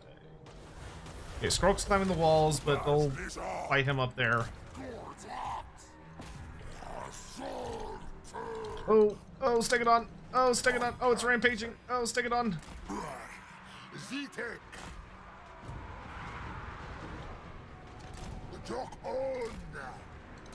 Good guy. Take him out!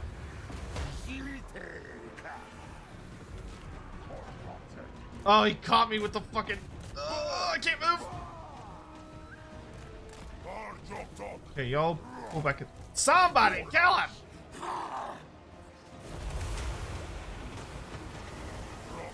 Okay, y'all fall back.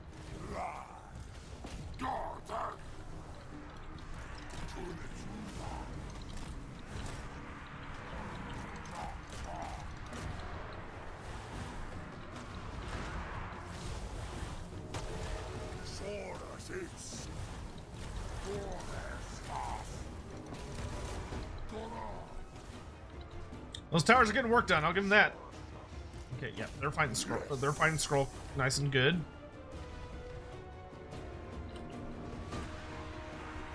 Okay, y'all doing your job. What is this? Oh, Rat Ogres are fighting the Stegodon. Okay. Saurus, head back to the city. Y'all got that unit. Okay, so let's activate these towers. Make sure there's no shenanigans. And I want... There should be a pretty well-positioned tower over here somewhere. This one's connected to... Oh, yeah, that one's pretty good.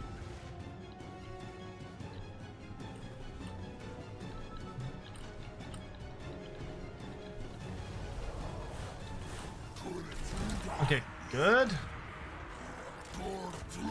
Let's shut down those warp fire throwers. Okay, all the rattling guns are dead. Hell yeah. Skrulk's getting a can of whoop ass opened on him. Alright, Saurus, y'all just defend the walls. At this point, that's all we gotta do is just defend the walls. Stegodon, I have a job for you.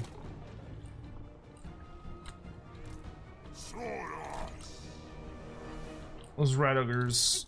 Skanks, come here. Oh, victory! Hey! That's what you get, Skrulk! That's what you get! Run them down, lads! Run them down! Kill them all!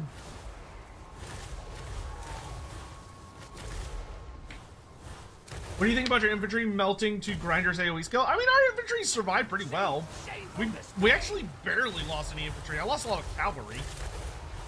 But those are more than acceptable losses.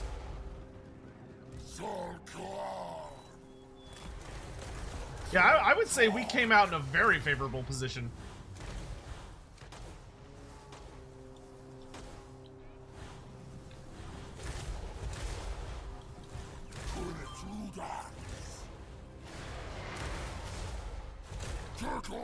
And these tower lines are just obliterating people.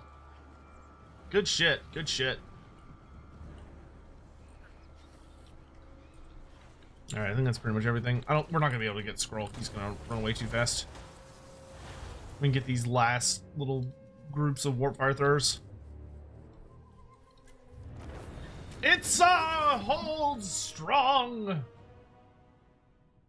Oh, our Temple Guard. Never mind. Our Temple Guard got absolutely torn to pieces, but they did their job. They did their job. They made sure the walls were not violated by warp grinder repulsiveness. Hey, Sotek, I know Gorbat's gonna be the next Lord Beard. Is there any chance we could do Techless or Tyrion? We've talked about it. The thing is that for Tyrion and Techless, we want to do them together. So like it'll be a back-to-back thing. So it'll be like week 1 is Tyrion and then week 2 is Techless is the way we want to do it.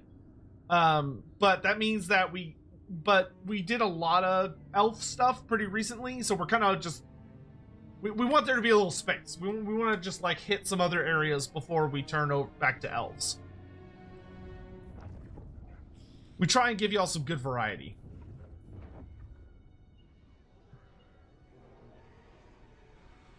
Winning a siege by not treating it as a siege? I mean, selling out is a perfectly reasonable way to deal with a siege.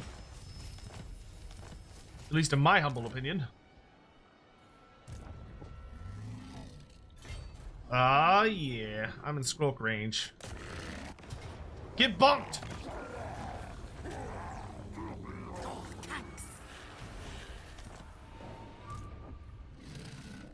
Man, I look forward to the day that they upgrade Skrulk. Not only, like, giving him new mechanics and stuff, but I really hope he gets a better defeat trait at some point as well.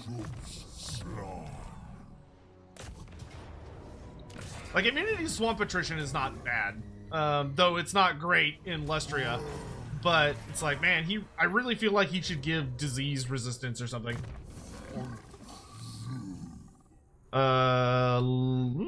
Shield of Thorns is pretty good. I'll take Life Blue, though. No, you failed. I am so genuinely shocked but pleased that Arslan survived that. I thought for sure he was gonna die. And that's really, really nice, because we caught all of Skrulk's armies in, like, one big fucking fight. Even though the rest of my empire is crumbling to dust because of the minor factions just constantly stabbing me in the balls.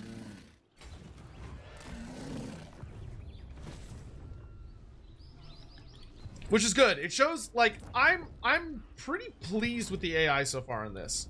Like, it hasn't, I don't feel like there's, whoa! The Hunts Marshals are beating Skulltaker? What?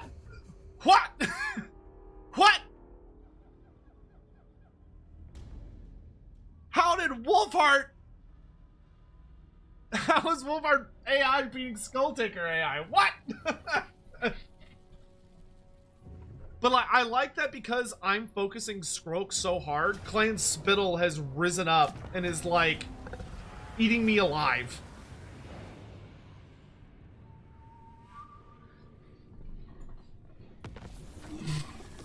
Oh, the 1,000 Maws died. Wow. Who? Look at that. Okay, so this is already super interesting. So look at this. Yuan Bo and Tehenwin killed the Dark Elves. Dark Elves are just dead.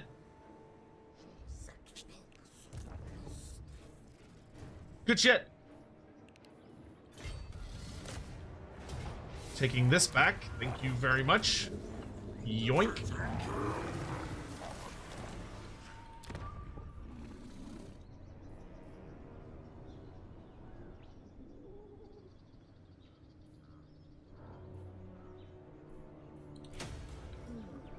Oh, it's level 2. That's nice.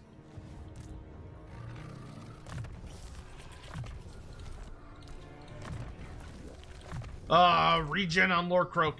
Feels good. Okay, you march to Ketsa. Prepare Oxiel for siege.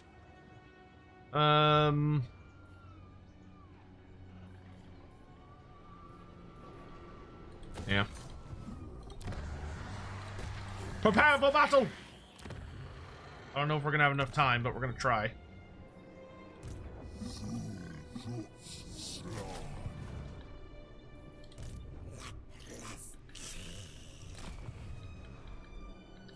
A rebellion. Yeah, that tracks. Skulltaker AI got nerfed a bit. Yeah, I mean, he's still dangerous. I trust you fight better than you. But he's only rank 81 right now. He's got 2 settlements. Yuan Bo's 11 settlements, his strength rank 10. Wolfhard has 6 settlements, his strength rank 53. Clan Spittle has got 11 fucking settlements. Good lord, dude.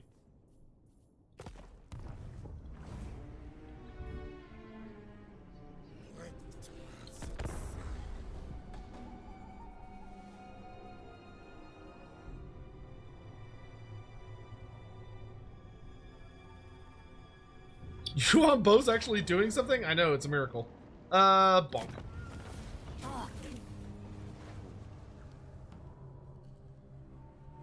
Alright, Clan Pestilence has been narrowed to a single settlement. He doesn't have any more armies at the moment.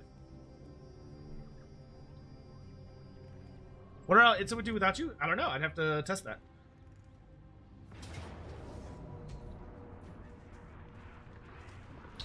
That's a lot of Garbo troops, my dude. And I've actually got some pretty decent troops. I think we could win this, but more importantly, I think it's time for me to get lunch. I am starving. So yeah, I think that's a good stopping point. This was interesting. This was really, really interesting. So I think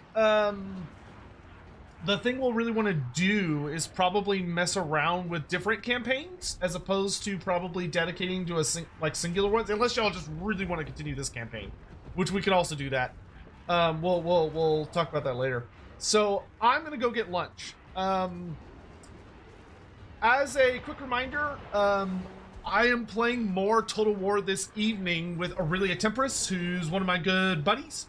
We're doing a co-op campaign where she is playing Imric, the Dragon Prince of Kalador, and I am playing Greece's Goldtooth.